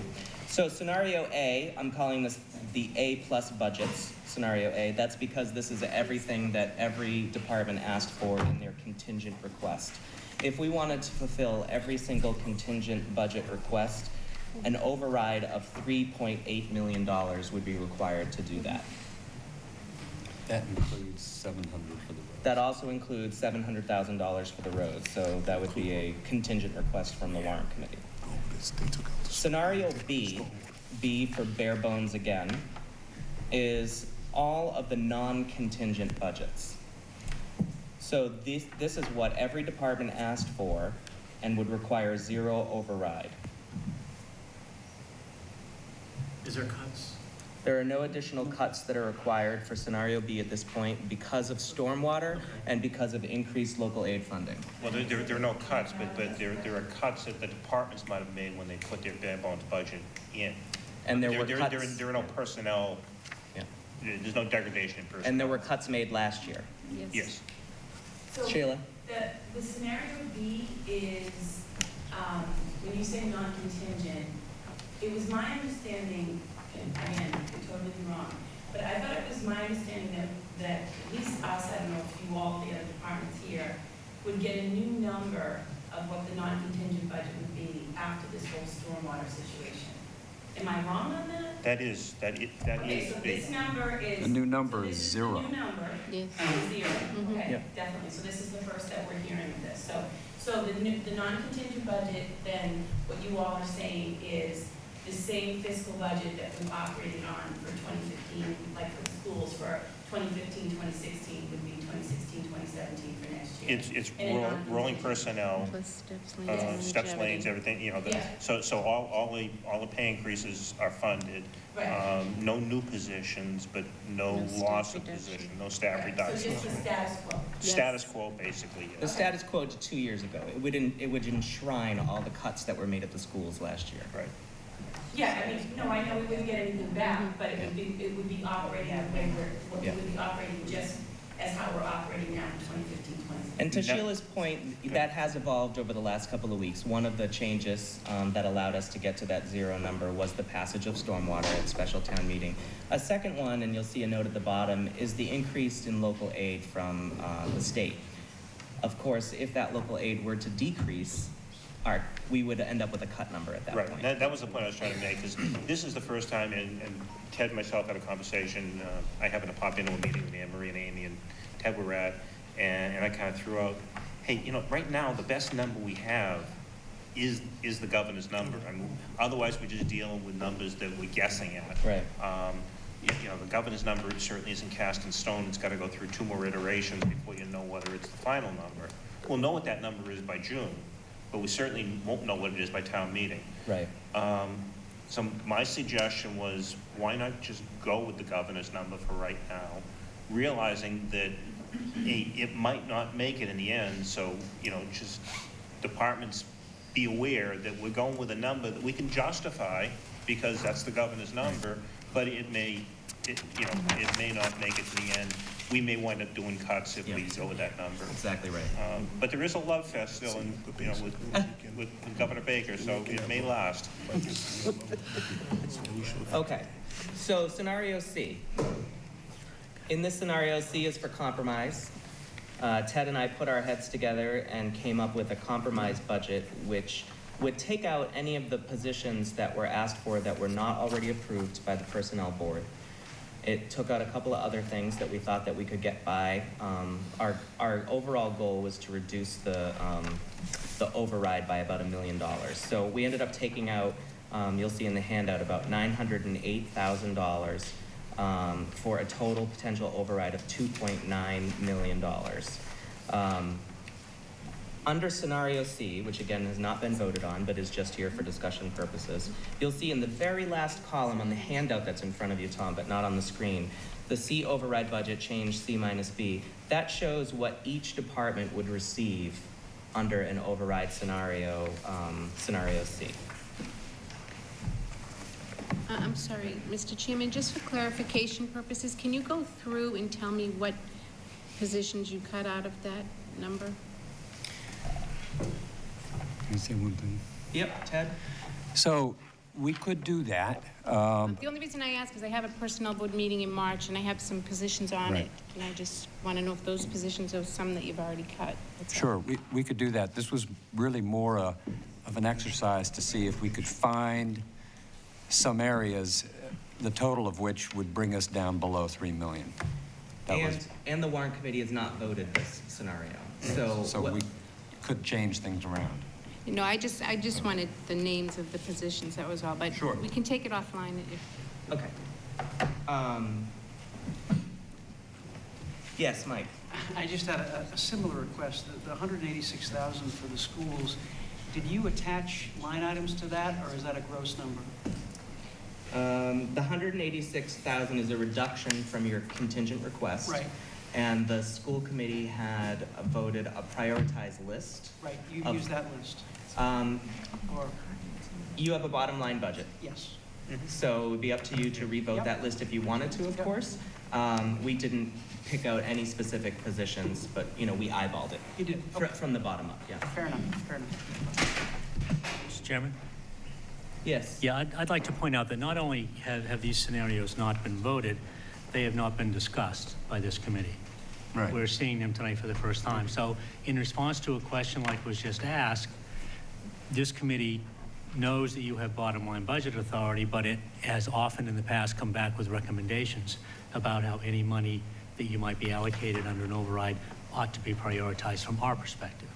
And that's a prerogative that we have. And there may be a lot of that once we actually have a chance to go back as a committee by ourselves and review these things line by line and budget by budget and to see what has been cut and why it was cut and discuss it among ourselves. So Phil brings up a good point.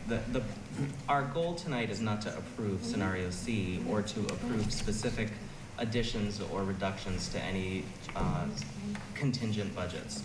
Our goal tonight is to give the Board of Selectmen some food for thought for your next meeting, which is on the 8th, so that you can give us an indication as to whether or not you're leaning in the direction of putting an override on the ballot and what the size of that override might be, so that we can make an informed decision on a contingent budget scenario. So this is just one of many different iterations that could be.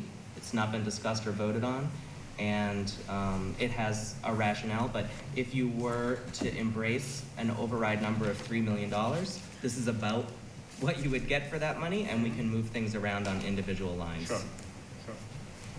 And let's face it, when we finally come down to it, Tom, can you speak up a little? I'm sorry. When we finally come down to it, you know, if we do put an override number out there, it is going to be somewhat of an arbitrary number. It's going to be a number that we feel has the potential of being approved by the voters.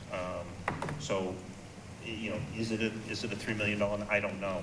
I mean, really, and we've all discussed this. Realistically, the problem we have right now is we're looking at a balanced budget that doesn't have any personnel cuts in it, and that may be a difficult thing to sell to the voters of an override when, you know, we all admit that scenario B, we don't like it, but there are no layoffs under it, and that's going to be tough. Let me address that for just a second. There have been layoffs, just not this year. Just not this, exactly. Okay, so we have had layoffs under scenario B. There isn't a doomsday scenario this year in order to go out and pass an override. But I don't think it's fiduciarily responsible for us to get to a doomsday scenario, because every year that you allow that bogey that's out there to grow in terms of what an override will eventually have to be. You know, a lot of people say, why don't we have smaller overrides every couple of years? Well, because there isn't a lot of will to do that. The will is, let's wait until it's an emergency and then let's ask for a bigger override. The problem with that is that if you're waiting for that emergency to happen, every single year you're chipping away at the schools. Every single year you're not fixing the roads the way that you should be. Every single year you're taxing the administrator's office. Every single year you're peeling something away that makes Milton great. No question. And if you're peeling something away every single year, that does not seem like a responsible way to run the town. Yeah, you're absolutely right. I mean, you know, also realize that you know, we are necessarily in a scenario that, you know, we have, you know, we have a functional deficit. We never, ever, ever in a year bring in enough revenue to cover the increase in costs. And so we pass an override, and the very next year we're cutting budgets again. You know, it's that simple. It's just not enough revenue to sustain the size of government we have right now. I mean, I don't know what the answer is, but it is a sheer fact that, you know, that you know, revenue goes up to, you know, at best 2.5% a year, and you know, it's 3 to 4%, maybe more, you know, increases to state level service. In terms of messaging to the public for an override of 3 million or some other number, would you indulge me for a few slides while I talk about ranking Milton? Absolutely. Thanks. Did a little bit of research, and if you look at the residential tax rates of all the towns in Massachusetts, Milton is number 253 out of 346. Our tax rate is relatively low compared to 2/3 of the rest of the Commonwealth. Of course, when you make that point to somebody, they say back to you, but our assessments are higher, so we have higher taxes. So I looked at a Boston Business Journal article from 2014, which looked at data from that year, and it created an affordability rank for every town in the Commonwealth. And when you look at an affordability rank, and this scale goes in the opposite direction, Milton is number 63. We're the 63rd most expensive town in the Commonwealth to live in. Of course, that's 2014 data, and that depended on average single-family home price of $516,000, which has gone up. So I looked for some 2015 data. If you look at the Division of Local Services on mass.gov, they say that the average single-family home price in Milton is now $565,000, or was in 2015. And they say that our average family tax bill puts us at about number 40 in the state for most expensive town in the Commonwealth. So the truth probably lies somewhere between or around 40 to 63 in terms of how expensive we are relative to our peer communities in the Commonwealth of Massachusetts. Mm-hmm. And the question that I would put to taxpayers who have a concern about an override is, do you want your school to be number 40?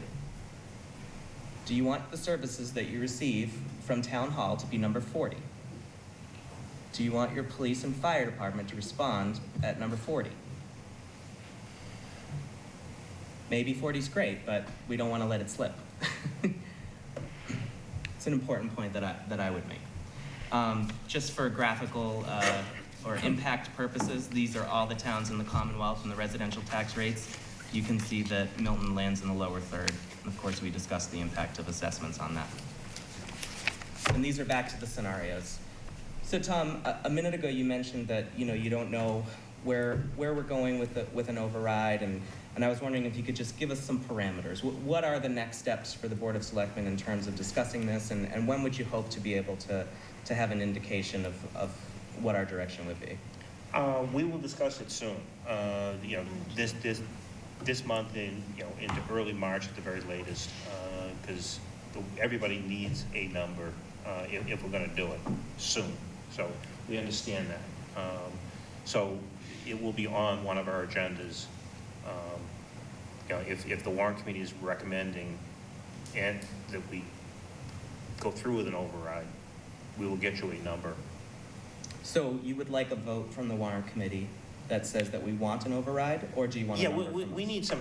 Yeah, we need to hear from somebody that there is appetite out there from the Warrant Committee, the schools, and everybody else for one. You know, again, I think there is some concern. You know, we're all in agreement. I think we're all in agreement that scenario B is not a happy place to be. Right. So, you know, I guess the question too is how to accomplish it. Ted and myself have talked a little bit, you know, given the fact that we're not cutting positions this year, that you know, under scenario B, you know, even though you can make the argument that positions have been cut in the past, you know, would a menu-driven override this year make some sense? To just kind of lay it out there and see what the voters want and see what they don't want. You know, that can be a dangerous thing to do, but Well, I think I just throw it out there as something to open up some discussion on, that's all. Okay. So I think discussion is great. I think a menu-driven override, you know, sort of a la carte, I can vote for this, I can vote for that, I think would be a disaster. I hate the idea. I think we've, as a town, the Warrant Committee, School Committee, and Board of Selectmen have been working together increasingly over the last few years and coming to, you know, generally some good decisions and good results. And I think putting a whole bunch of disparate or, you know, different menu items for overrides, you know, roads, schools, library, whatever, out there for the voters to choose would be an extraordinarily divisive thing to do. And I would like to have them all, you know, have a one number that's well considered and you know, yes. I hear what you're saying. I mean, the devil's advocate of that position is that, you know, if you put one number out there, it's up or down. So you're either scenario B, you know, or everything. If you put multiple numbers out there, there's a possibility you get all-day kindergarten. There's a possibility you get roads. There's a possibility, yeah, you get some of the things, but not all of the things. You know, that's the only. Yeah, I do tend to agree with you. It can be divisive. You know, that you've got people fighting against one another as opposed to unified. In, you know, and that's totally correct. So the only thought out there, and we have done menu-driven override before, but just not a very long time, not in my political lifetime. You know, so that's the only reason I even throw it out is because it could be difficult in a year when we're not, you know, there is no doom and gloom in terms of there's going to be layoffs that may make it very difficult to get one and have it pass. And when you look at the percentage that these things pass by, it's not an overwhelming mandate. They, you know, it's a lot of times they're very close. Darnell? Yeah, and that's exactly why I think menu-driven override would be a disaster. I think the town has to come together and make a decision, either what the administration, the Warrant, town meeting, the people vote on, is in the best interest of the town in whole or not at all. And I think you got to sell that piece. And then putting a menu-driven override up there and then you say, okay, what is the cutoff? And then how long does that money last in those departments once we get into a budget crisis or once we go through 3 years? So it may sound sexy. It may sound like you're giving people a choice. But really what you're doing is ducking making the decisions that you're basically in the position to make. And I think as a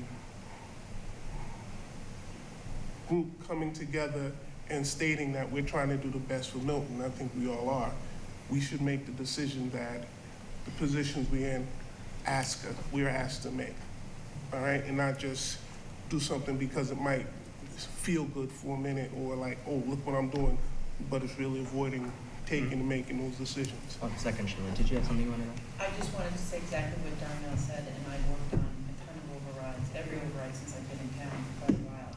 And I would be, no offense, Tom, I would be so adamantly opposed to that. I think it's divisive. I think it pits departments against each other. I think it pits residents. I think it pits elderly versus school parents. I would sit on my hands and not work on an override for the first time in my Milton life if it was a menu override. So I don't mean to speak so strongly, Yeah, but I just want to put it out. And again, and I do agree with you. ideas. I do agree with you that it is divisive, and it's not the best answer at all. So the only question is, how realistic is it, and how well can we sell it?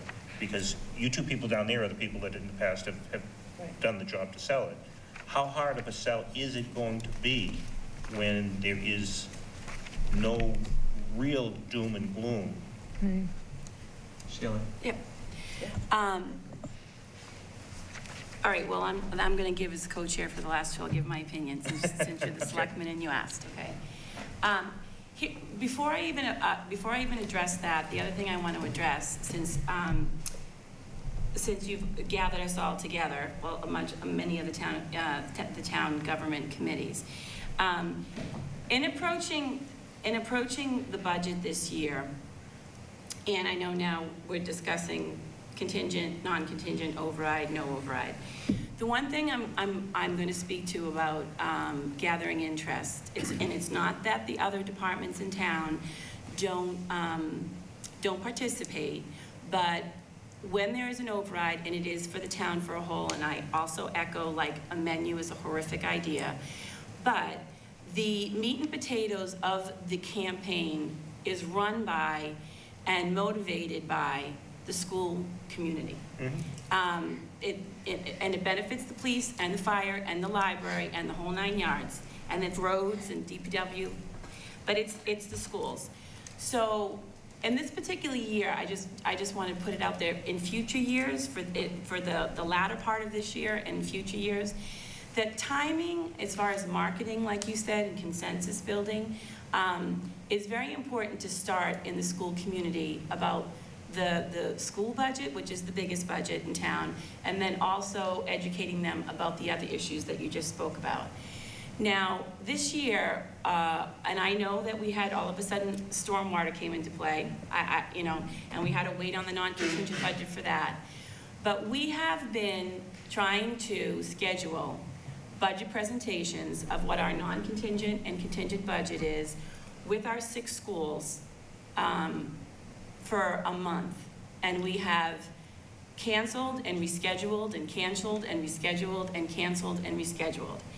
And I'm going to be honest with you, when this decision is made, we might get, I don't know, 5 people to come at the PTO meeting for middle school and high school together. I am very disappointed in the fact that the communication has been so erratic, and we've been told that we can set up meetings with our PTO communities, which is the basis of where we educate them about contingent and non-contingent budgets and what an override is and what Proposition 2.5 is. And so even though this will happen this year, it's going to be very, very, very difficult to get a large showing, because we don't even know when that's going to be. Is it going to be the end of March now? Because we cannot go out to the school community with, we don't know. We can't go out with A, B, or C. We have to go out with line items. This is our non-contingent budget, which right now would be the status quo, and this is what we're asking for. But we can't go out with all this possibility, because the masses of the parent community, they don't understand government, they don't even know what town meeting is, a large portion of them is, and they don't even know the roles that we all play. So there's a large, large education piece that has to happen. And I'm very, just want to put it out there, I'm very discouraged that it's been so up and down and all over the place and not getting concrete answers on those 2 budgets, that we kind of look like, we're just a bunch of yo-yos who don't know what we're doing, because we've had to put it out there and cancel it and put it out there 3 or 4 times. And the parent community is losing interest, number one, on a key meeting which sets the pace for this. So just want to put that out there in future years, if that could be a little bit more well organized and to understand the impact that makes. for the budget as a whole, just putting that out there. Secondly, for my opinion on how hard it would be to pass, it's going to be hard. I mean, it's going to be really, really hard. And, you know, I agree that, and I think everyone in this room agrees that it's been chipped away and it's not the best way to govern the town. And it would make sense to try to, you know, get all the positions back at the all the positions needed at the library, everything we need, the roads worked on. But to the average Joe and Jane, who, you know, a lot of people are still struggling, they're still getting back on their feet after the Great Recession. It's hard to ask them to raise their taxes if they're not feeling the pain. We see the pain because we're government officials who work on these budgets, but I'm just being honest with you all. You know, the average Joe and Jane don't feel the pain. And to educate them and to consensus build and to get their interest up, it's not that you can't try, but it's not going to be easy. Okay, first of all, to your point on the timing, when I was chair of the Warrant Committee and we had an override, the timing was almost exactly the same. Really, it's not till March that you have a solid number. It really isn't until the all-day. It was the all-day meeting, which isn't an all-day meeting anymore. I think Katie will back me up on that you really have a number that you know what you're dealing with. Well, so we're no different this year. Well, that's great, but I just wish that was what was communicated to us, to just say, we're not going to have these numbers until the end of March. So we wouldn't even start marketing that to our PTO community, you know, instead of saying, they're going to be ready this February and then that and then that. It's been very erratic. Yeah, and poor communication. Okay. Not to belabor the point, but just say we started those budget meetings with our parent population over discussions like this. How come it's late March that we're just finding out about this? So the next year, when Ms. Gormley started as superintendent, she started going out to the schools in January and February so that parents could hear it. That's what Sheila's referring to. Even if the final number wasn't ready, we were doing our education with an eye on the override starting in January. Sure, and that was more the school budget. I think one of the problems here, Sheila, is that you're hyper-focused on needing to make cuts in order to sell an override. And I'm disappointed in that as an attitude. That's not what I want to hear from our town. I really wish that we could be focused on where we want to take Milton, not what we want to put back from previous years. And so the school committee had every opportunity to go out there for the last couple of months and talk about the contingent budget that you put together months ago. And forward look. This is the number that we're going to ask for. These are the programs that we want to put in place. I'm sorry that you didn't have the exact cut number that that we're going to end up with. But like I just mentioned, we had a lot of February surprises. We had local aid come in higher. We had stormwater, which we had a bogey around in which we discussed what the schools would approximately get part of if that were to pass and we were still to go with non-contingent. So the framework of the numbers that you needed were there. But the number is changing. It's always changing. There's a lot of, stuff that feeds into that happens over time. Anne-Marie? I thought, and correct me if I'm wrong, I thought that's what this meeting tonight was, to bring all the leaders of this town together to talk about whether or not we did or did not want to have an override. That's number one. Number two, the override number historically has come from the Warrant Committee, not from the Board of Selectmen. The Board of Selectmen votes whether or not to have an override, but the number comes from the Warrant Committee. And to echo what you just said, we had to wait to see whether or not stormwater passed, because that was a huge number that by backing that out of, as you just said, backing that out of the operational budget, having a level dollar group insurance budget through the excellent work that Amy and I do every year to continue to cull that budget, and the increase in state aid resulted in us not having to cut anybody's non-contingent budget. And you, Ted, know, and Lee Michael, you met with Amy and I a number of times, and there were some high numbers there in the beginning that we were going to have to cut from non-contingent budgets. So I think we've done a great job trying to cull the budget and try to handle two budgets, one a non-contingent that has no cuts to any staff in any department, and to come up with a good scenario for an override number. So I applaud the work that you and the Warrant Committee have done. Thanks, Anne-Marie. Mike? So At this point, we are where we are, and it doesn't seem to make sense to assign any kind of blame, because I don't think any is really warranted. We've had some unique aspects of this budget this year, it seems to me, over the last few weeks. I think at this point, given the school's prior experience with our PTOs, I think now that stormwater is where it is, and we've had this kind of discussion, we are in a position to go out and begin that education before there is a final number or a final decision from the Warrant Committee and the Board of Selectmen. But I think it was necessary to get a little bit closer. And I think, so you know, I think, and again, it'll be subject to Mary's view, because she has her finger on the pulse much better than we do. But I think we're probably in a position at this point where we can go out to the PTOs and lay out the basics of this. And then the idea really is to get some feedback from the PTOs, lay out the possibilities, lay out the scenarios, get some feedback, and allow you all to hear some of that feedback prior to your decision. And so that's what I hope that we'll be doing, and I intend that, I expect that we'll be doing over the next week. And that's really why we sought to have this meeting here tonight. So, Thank you, Mike. Richard, I'm sorry, I cut you. Don't worry, that was better than my question. I was just gonna, mine was a simple one. 2.9 and 3.8, what does that equate to in like the average? Yeah, to average home. Yeah.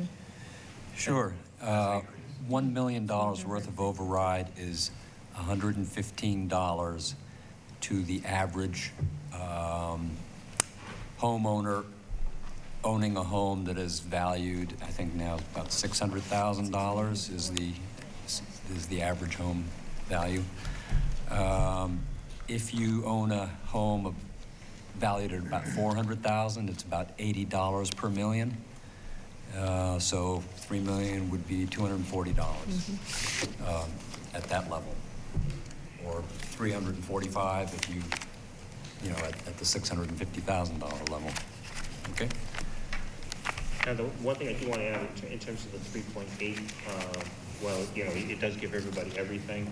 You really have to keep in mind that you have to add 700,000 to that because of stormwater. So it's 4.2 that you really, you know, if the voters want to really equate it, that they're going to be paying more for stormwater. So if you do a 3.8 override, you're adding 4.2. To, you know, I mean, some of that's being absorbed, granted, by the not-for-profits and DCR, you know, that wouldn't have been before, but it is, the number is 4.2 if you do that. Yeah.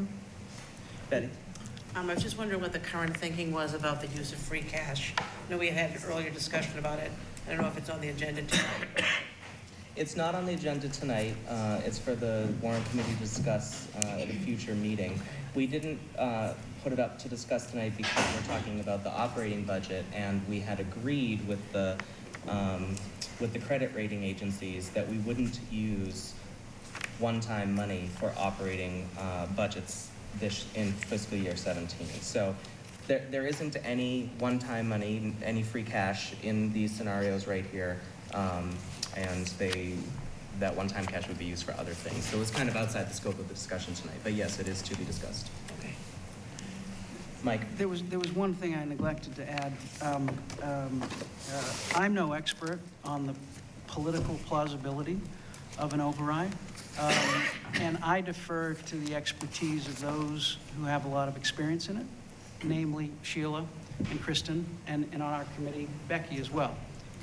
So in terms of that political problem, I certainly give great weight when Sheila says it's going to be really, really hard. So I just wanted to add that they've been through it, their experience, at least from my perspective, and I give a lot of weight certainly to won't be easy, what they have to say. So. Other comments on contingent versus non-contingent? Ted? Okay, I know we're all exploring the possibilities, political and fiscal and otherwise, but I want to reiterate Phil Matthews' question to the schools, which is, in a non-contingent scenario, you will walk away from $950,000 of free cash earmarked for kindergarten and abandon that and abandon that because that has great implications for all sorts of other possibilities. So the disclaimer is I recused myself from the school committee discussions on this because I have a child who signed up for kindergarten next year, and that's a potential conflict of interest. However, the school committee has taken the position that that is one of the important aspects. Again, the school committee, without my participation, has taken the view that that is one of the more important aspects of the contingent scenario. And it seems to me, if I could presume on behalf of the school committee, to suggest that in a non-contingent scenario, similar to what Mr. Pavlicek mentioned, we would hope that there might be other ways to try to find that opportunity, because it's clear on its face. You're paying $150 to get $950. So that I may be stating the obvious, but I thought it was important. Okay, so in fact, the schools will investigate pursuing that possibility in a non-contingent budget. The possibility of full-day kindergarten. Well, I think the schools would investigate it in conjunction with the Warrant Committee. Right. I don't think you're going to see the school committee or the school administration cut staff to do that. I would be very surprised if that were the case. Again, that's an assumption. That's no action on our part.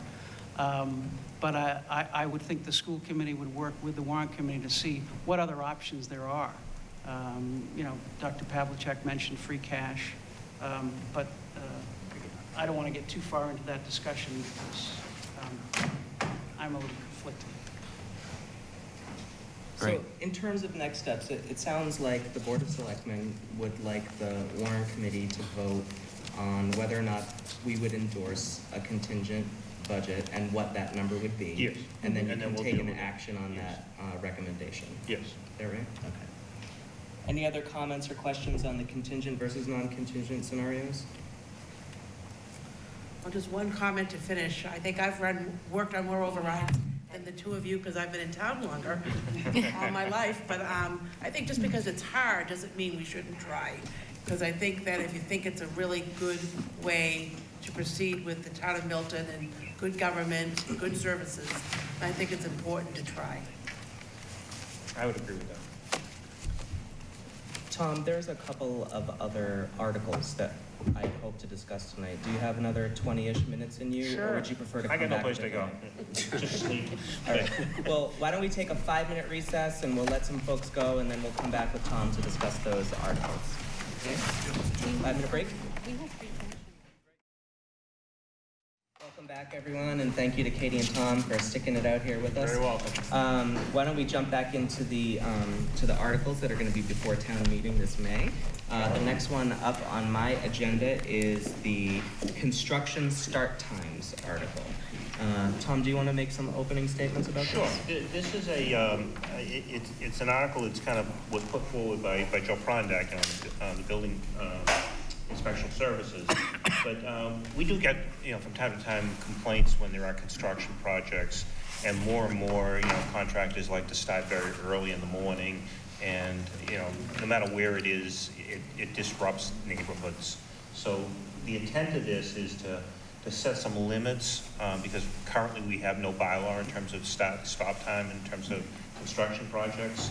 So it would set a limit of basically Monday through Friday at 7 in the morning to 7 at night for operating heavy types of construction and power type equipment. And it would make it, I believe it's, was it 8 to 5, I think, on Saturdays? Sorry, Yes. jumped. And 10 to 3, I believe. And 10 to 3 on Sundays. Mm-hmm. So it would, and holidays.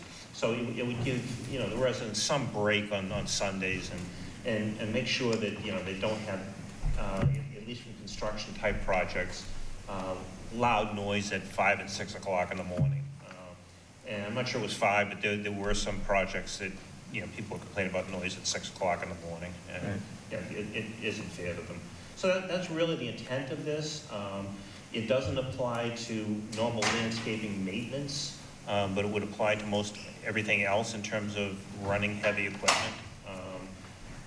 It would probably, where it says maintenance, it would probably apply to landscape construction, somebody putting in a heavy-duty patio of some kind where, you'd be running, backhoes and bobcats and stuff like that.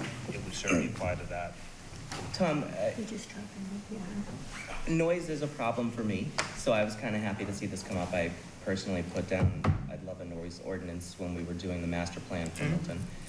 So I was kind of happy to see something coming down. But I don't understand carving out landscapers, because landscapers make just as much or more noise than construction. There is a state law that prohibits leaf blowing before 7 o'clock. Yes.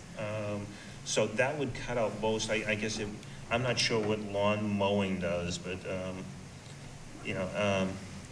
My concern is not necessarily about the leaf blowers, but the enormous vacuum trucks that the landscapers bring and park on the street, and then they sweep or rake all of the leaves to a central point. They leave those trucks running for hours, and then they back the truck up onto the leaves and suck all the leaves up into the truck. Every weekend day of the summer, the glasses in my cabinets rattle because of some truck somewhere around my neighborhood doing a low rumble for hours at a time. And I would love to see landscapers addressing here. I don't see why we wouldn't hold landscaping noise. Noise is noise. Why wouldn't we hold landscaping noise to the same hours as construction noise? Again, I'm not sure why they carved it out. Other than... Town council wrote it, so yeah. we may want to check with town council to see what the reasoning was there. I guess the question now, if you try to change it without opening and closing the warrant, a recommendation maybe out of scope, because it goes beyond the original article. There are limits on idling of engines. Yeah. State. The checking of that. Yeah, right. Anything there's a state law on, then we don't necessarily need a town bylaw on it, but on start times, there is no state ordinance. So. So I'll put in a question to legal about potentially including landscaping, and if that would seem out of scope to them, or why it was excluded in the first place. But that's just a personal pet peeve of mine. That's not necessarily a warrant committee issue. I would just bring that feedback back. But let me ask for other opinions and comments and questions. Why there's any difference between Saturday and Sunday, given the number of people that do their home improvement project type things on the weekends? And the fact that not everybody, observes on Sundays. Yeah, I think the Sunday thing is the old blue law, Sabbath kind of thing, most likely. But I guess it's just to afford, people on the weekends just an extra hour of sleep if they need it. And again, this would only apply to, construction projects and operating, any equipment, machinery, power, and/or construction trucks, exterior. So, yeah, it would apply, I guess, to a homeowner doing something to their home too, yes. And it's not an extra hour, it's an extra 3. On a Sunday, yes, yeah. And I don't get the difference. Yeah, I think that's the only thing, is just, it's Sunday, granted, not everybody goes to church, but to, allow that to occur in peace. I think it was Joe Prondak who picked the times based on surveying some other communities, so, and I don't know what research he had. Yeah, I don't either. We could certainly ask him. Richard? Just kind of two parts.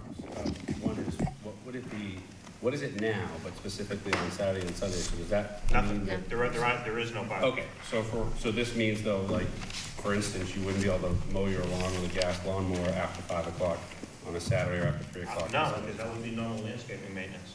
So you could? Yes. Okay. So you're really just talking about heavy Construction. Yes.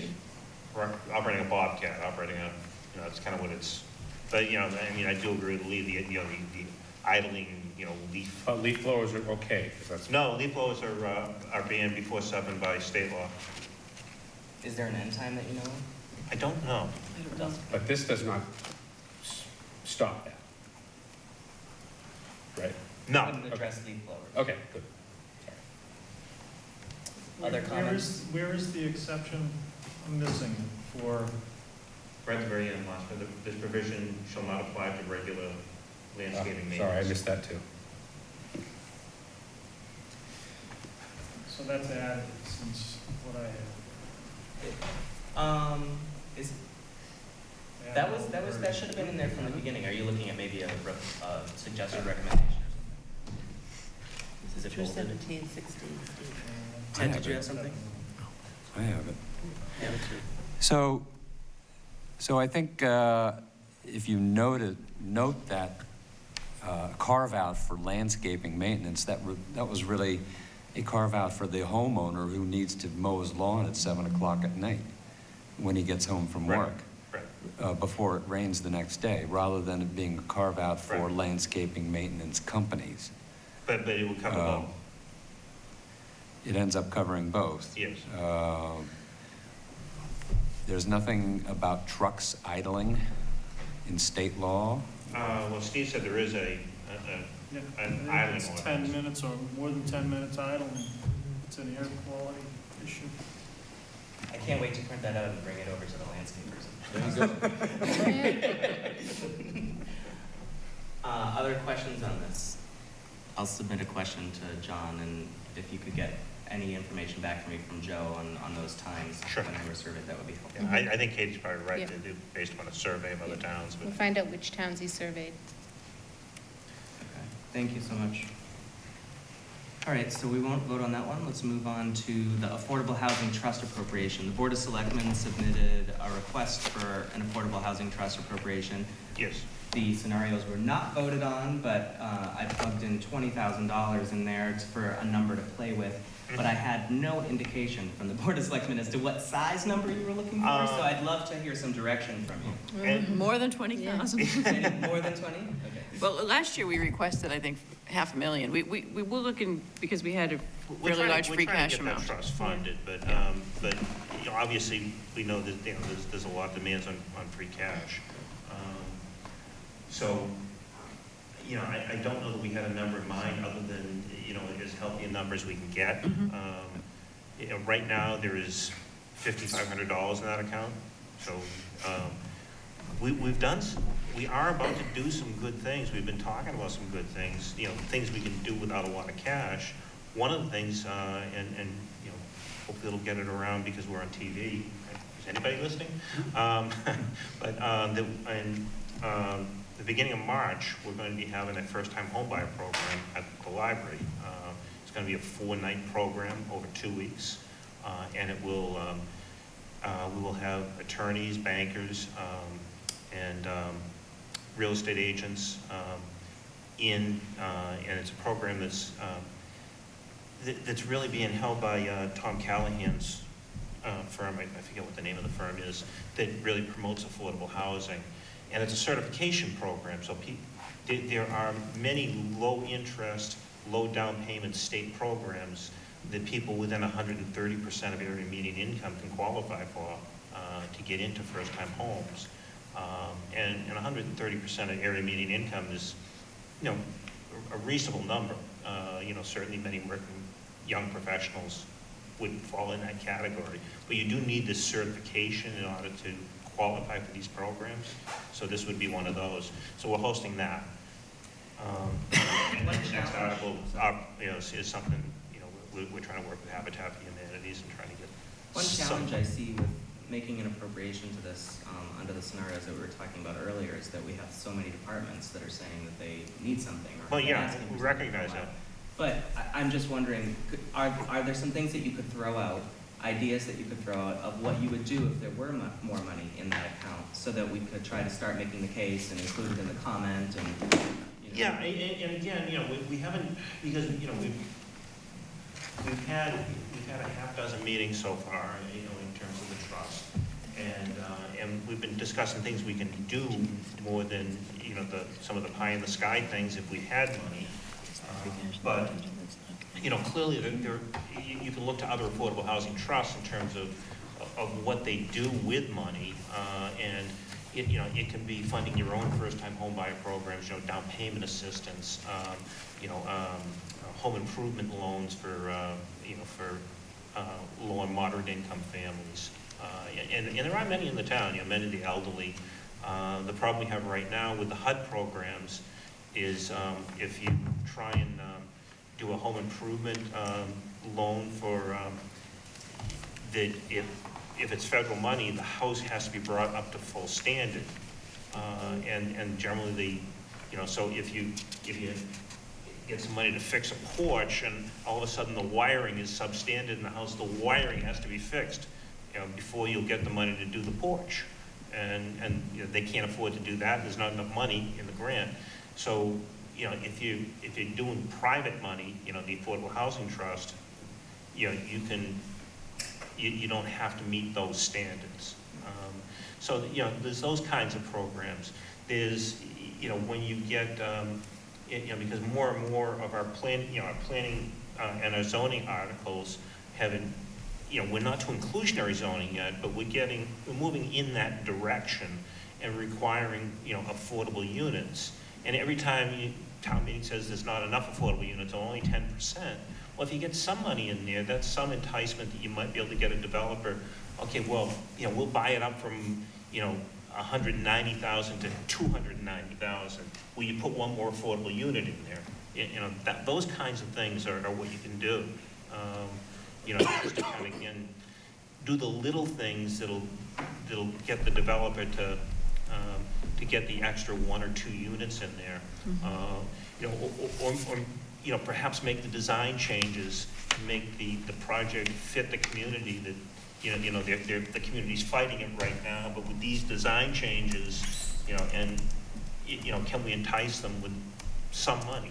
And obviously the healthier the Affordable Housing Trust is, the easier that is to do. You know, we're unfortunately not a CPA community.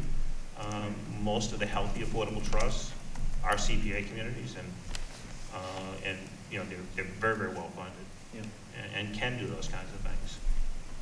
Okay. Can I just add one thing, Lee, yes. Michael? We've submitted this article, but the Affordable Housing Trust is one of the key next step items in the Affordable Housing Plan, and that's something that we worked on with the Planning Board last year. And we had a lot of meetings on it. We spent a lot of time putting that together and coming up with a list of potential town properties where there might be an option for affordable housing down the road. And funding the Affordable Housing Trust was one of the goals of the plan. So to the extent that we can show progress on that, I think that helps us in the eyes of the state and DHCD and others that we're dealing with.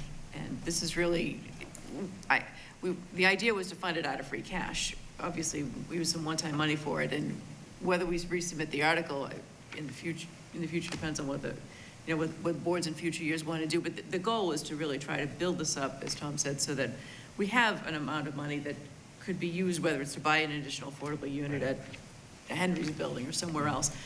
There are some goals that we can achieve, but we really are dependent on a source of funding for this, and this is really the appropriate place for it. So whatever the Warrant Committee can recommend out of free cash, this is a worthy goal, and it's something that 2 elected boards have really emphasized is a priority for us. Yeah, and obviously our first goal as a trust is going to be trying to get those funding sources, you know, to try and work on, you know, maybe CPA will come back, you know, if the city of Boston gets it, and they're close to trying for it. Chances are the legislature is really going to think about funding it. I mean, they have been very generous to it, $10 million, I think, in last year's budget. You know, additional money. So, you know, we're losing out on a lot by not having CPA. But you know, then, you know, just kind of getting behind some of those things in the in the master plan that were set forth in the master plan, and trying to promote those a little more as the trust to, again, get the inclusionary zoning and things like that to move forward. Darnell? Well, talking about funding, have you ever looked at the sort of linkage, whereas you have a developer in town who's looking to do things on a particular piece of property, and maybe you want to not add the additional affordable housing unit, have them, instead of adding that additional affordable housing unit in that development, Sure. pay a stipend or something Yes. towards funding this, so it might be more feasible to have that affordable housing unit at that two-family house that we have down the street. Right. That somebody put Right. this up. Or Well, payments in lieu of, yeah, you know. exactly. So, I mean. A lot of towns have that. Yeah, We so I'm don't. saying, we don't have it, but I'm saying, is that to me would be definitely something, because we see it, every time we turn around. Right. Where we're begging for another tree where we can actually be getting funding into a fund that makes things Right. Work. And that's trying to Give get us the zoning flexibility. bylaws there to do that, and get the planning board behind it, and, those kinds of initiatives, which I think, more and more they're moving in that direction. Certainly the inclusionary zoning, and once you move to inclusionary zoning, then the programs where you have payment in lieu or linkage, kind of go hand in hand. Right, and just, to try to fund this or get something significant off of the free cash, and then make it's kind of like, Yeah. it's gonna be a long, Right. that'll be It's one a of long those run. long It's a tracks. long It's a nowhere, whereas if you can implement it in your negotiation process with different types of, And that was one of the points I was making, that, Yeah. we are trying to push forward, some of the master plan ideas, as well we can, But again, we're a board of, like everything else in this town, we're a board of, 5 members, and, have day jobs too. So it gets tough. Day jobs and night jobs. Yeah. So, Anything else on the Affordable Housing Trust? Tom, could you speak to us about the Alvin Avenue? Yes, again, this was an initiative of the Affordable Housing Trust. This is a lot of land on Alvin Avenue that's a little less than 10,000 square feet. The town has owned it since the mid-1930s. There is a question about, we don't know who has care and custody of it right now. We do know the town owns it. We thought originally it might have been a tax title property, but according to the treasurer, it's not on his tax title rolls. It doesn't appear to be park property. Don't know how we acquired it. We know that it was back in the 30s. So right now, nobody has care and custody of it. So first of all, this article transfers care and custody to the selectmen. We may already have it, but if we do, we don't know. So it would just make that official. But the thought of this lot is, and the Affordable Housing Trust has approached Habitat for Humanities to potentially put 2 single-family affordable units on it. Habitat does great work. They build really nice homes. And, it's workforce housing. People have to be able to afford the mortgages, that build them. They don't like to build condominiums. They like to build single family. This obviously would be non-conforming. It's in a single family zoning district. I'm sure it's C zone, so it's 7,500 square feet.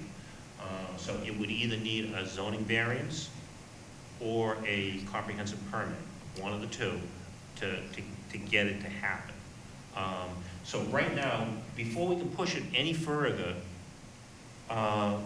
we need first care and custody so that we can start, the process moving forward of trying to do this.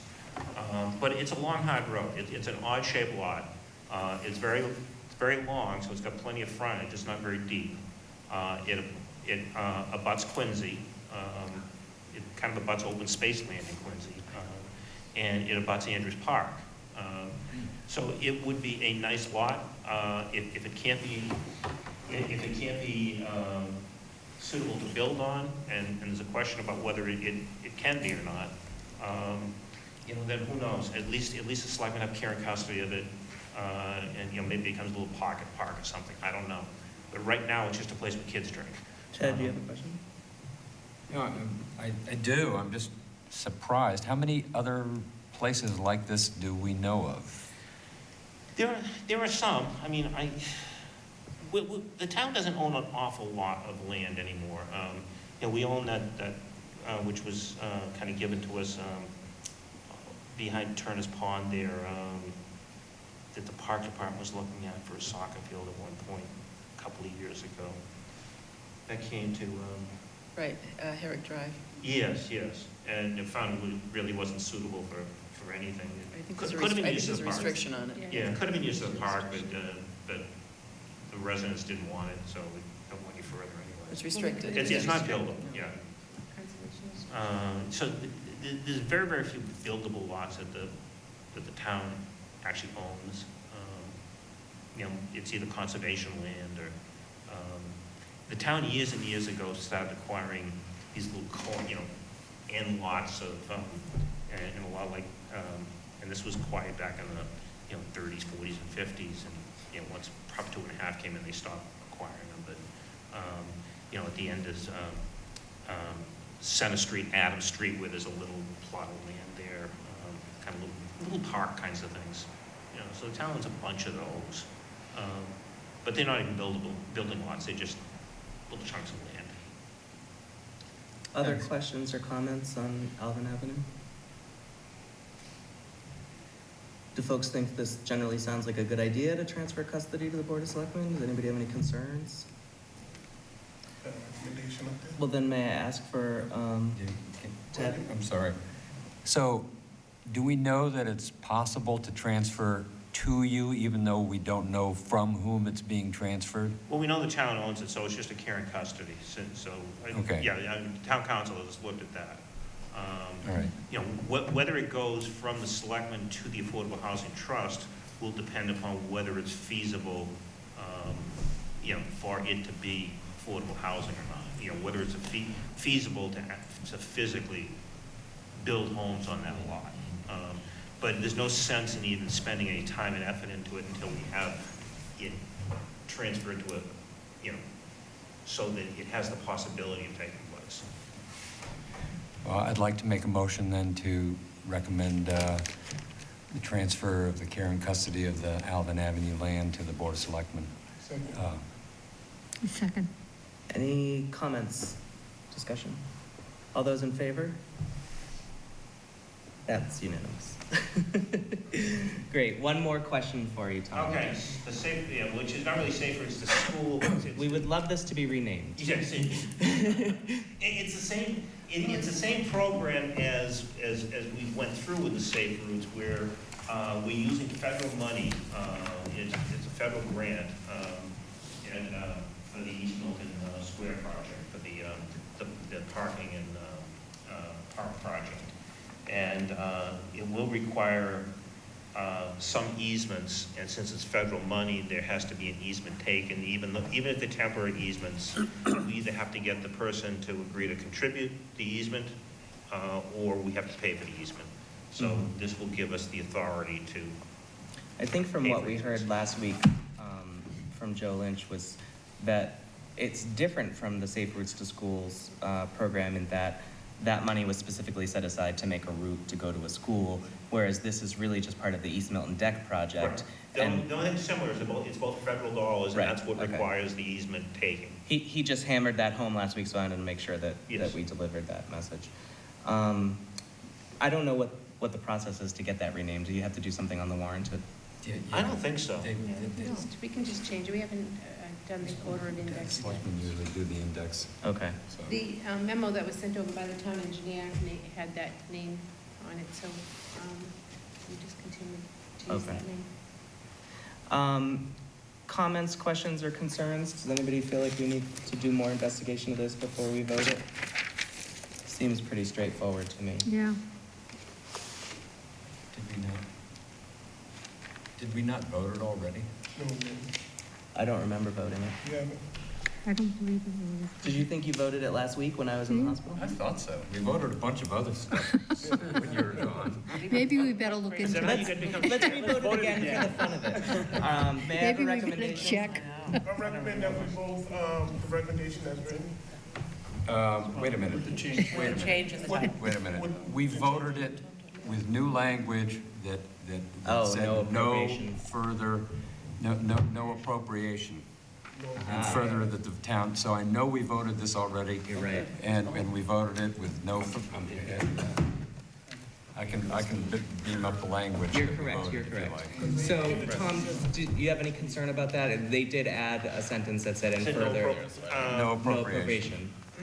Well, Because- we can't use federal dollars to, Yes, you can. According to Joe, excuse me, I didn't think you could, but I'll check that with Joe. okay, we can revote this if necessary, Okay. but I'll check that out with Joe. I was under the impression you could not use federal dollars to acquire land, which is what it is doing. An easement? An easement's acquiring land. All right, Well- so you'll get back to us on that one? according to Joe, when they did the Safe Routes to Schools, they were allowed to use Chapter 90 money. Oh, Chapter 90 money, that's not federal money, that's But state it's money. already appropriated other place in the budget. Right, so that's what Okay. you'd be forcing us to use some other money. We can't Right. use the But grant it's a money. small amount, and you won't know what amount you need. Yeah, we don't know what it is. Anyway, so it's hard to vote an appropriation when there's no Yeah, dollar I agree figure. with that. So the memory is coming back, yes. That's how it was voted. If you have any concerns about that, could you please let us know, and Okay. we will relook at it if there's an issue, That's fine, all right? that's fine. So I think that concludes all of the Board of, one second. That concludes all of the Board of Selectmen articles. Anything else you, Katie or Tom, you wish to add, or Anne Marie? I'm fine. Thank you all for coming tonight. In terms of schedule, the warrant committee will be meeting next Wednesday. We were supposed to have a meeting with the schools. That had to get moved because the schools wanted to come tonight, but we will get together next Wednesday to vote budgets, okay? Steve, did you have something? Move to adjourn. Second. All in favor? Aye. We're adjourned. Thank you.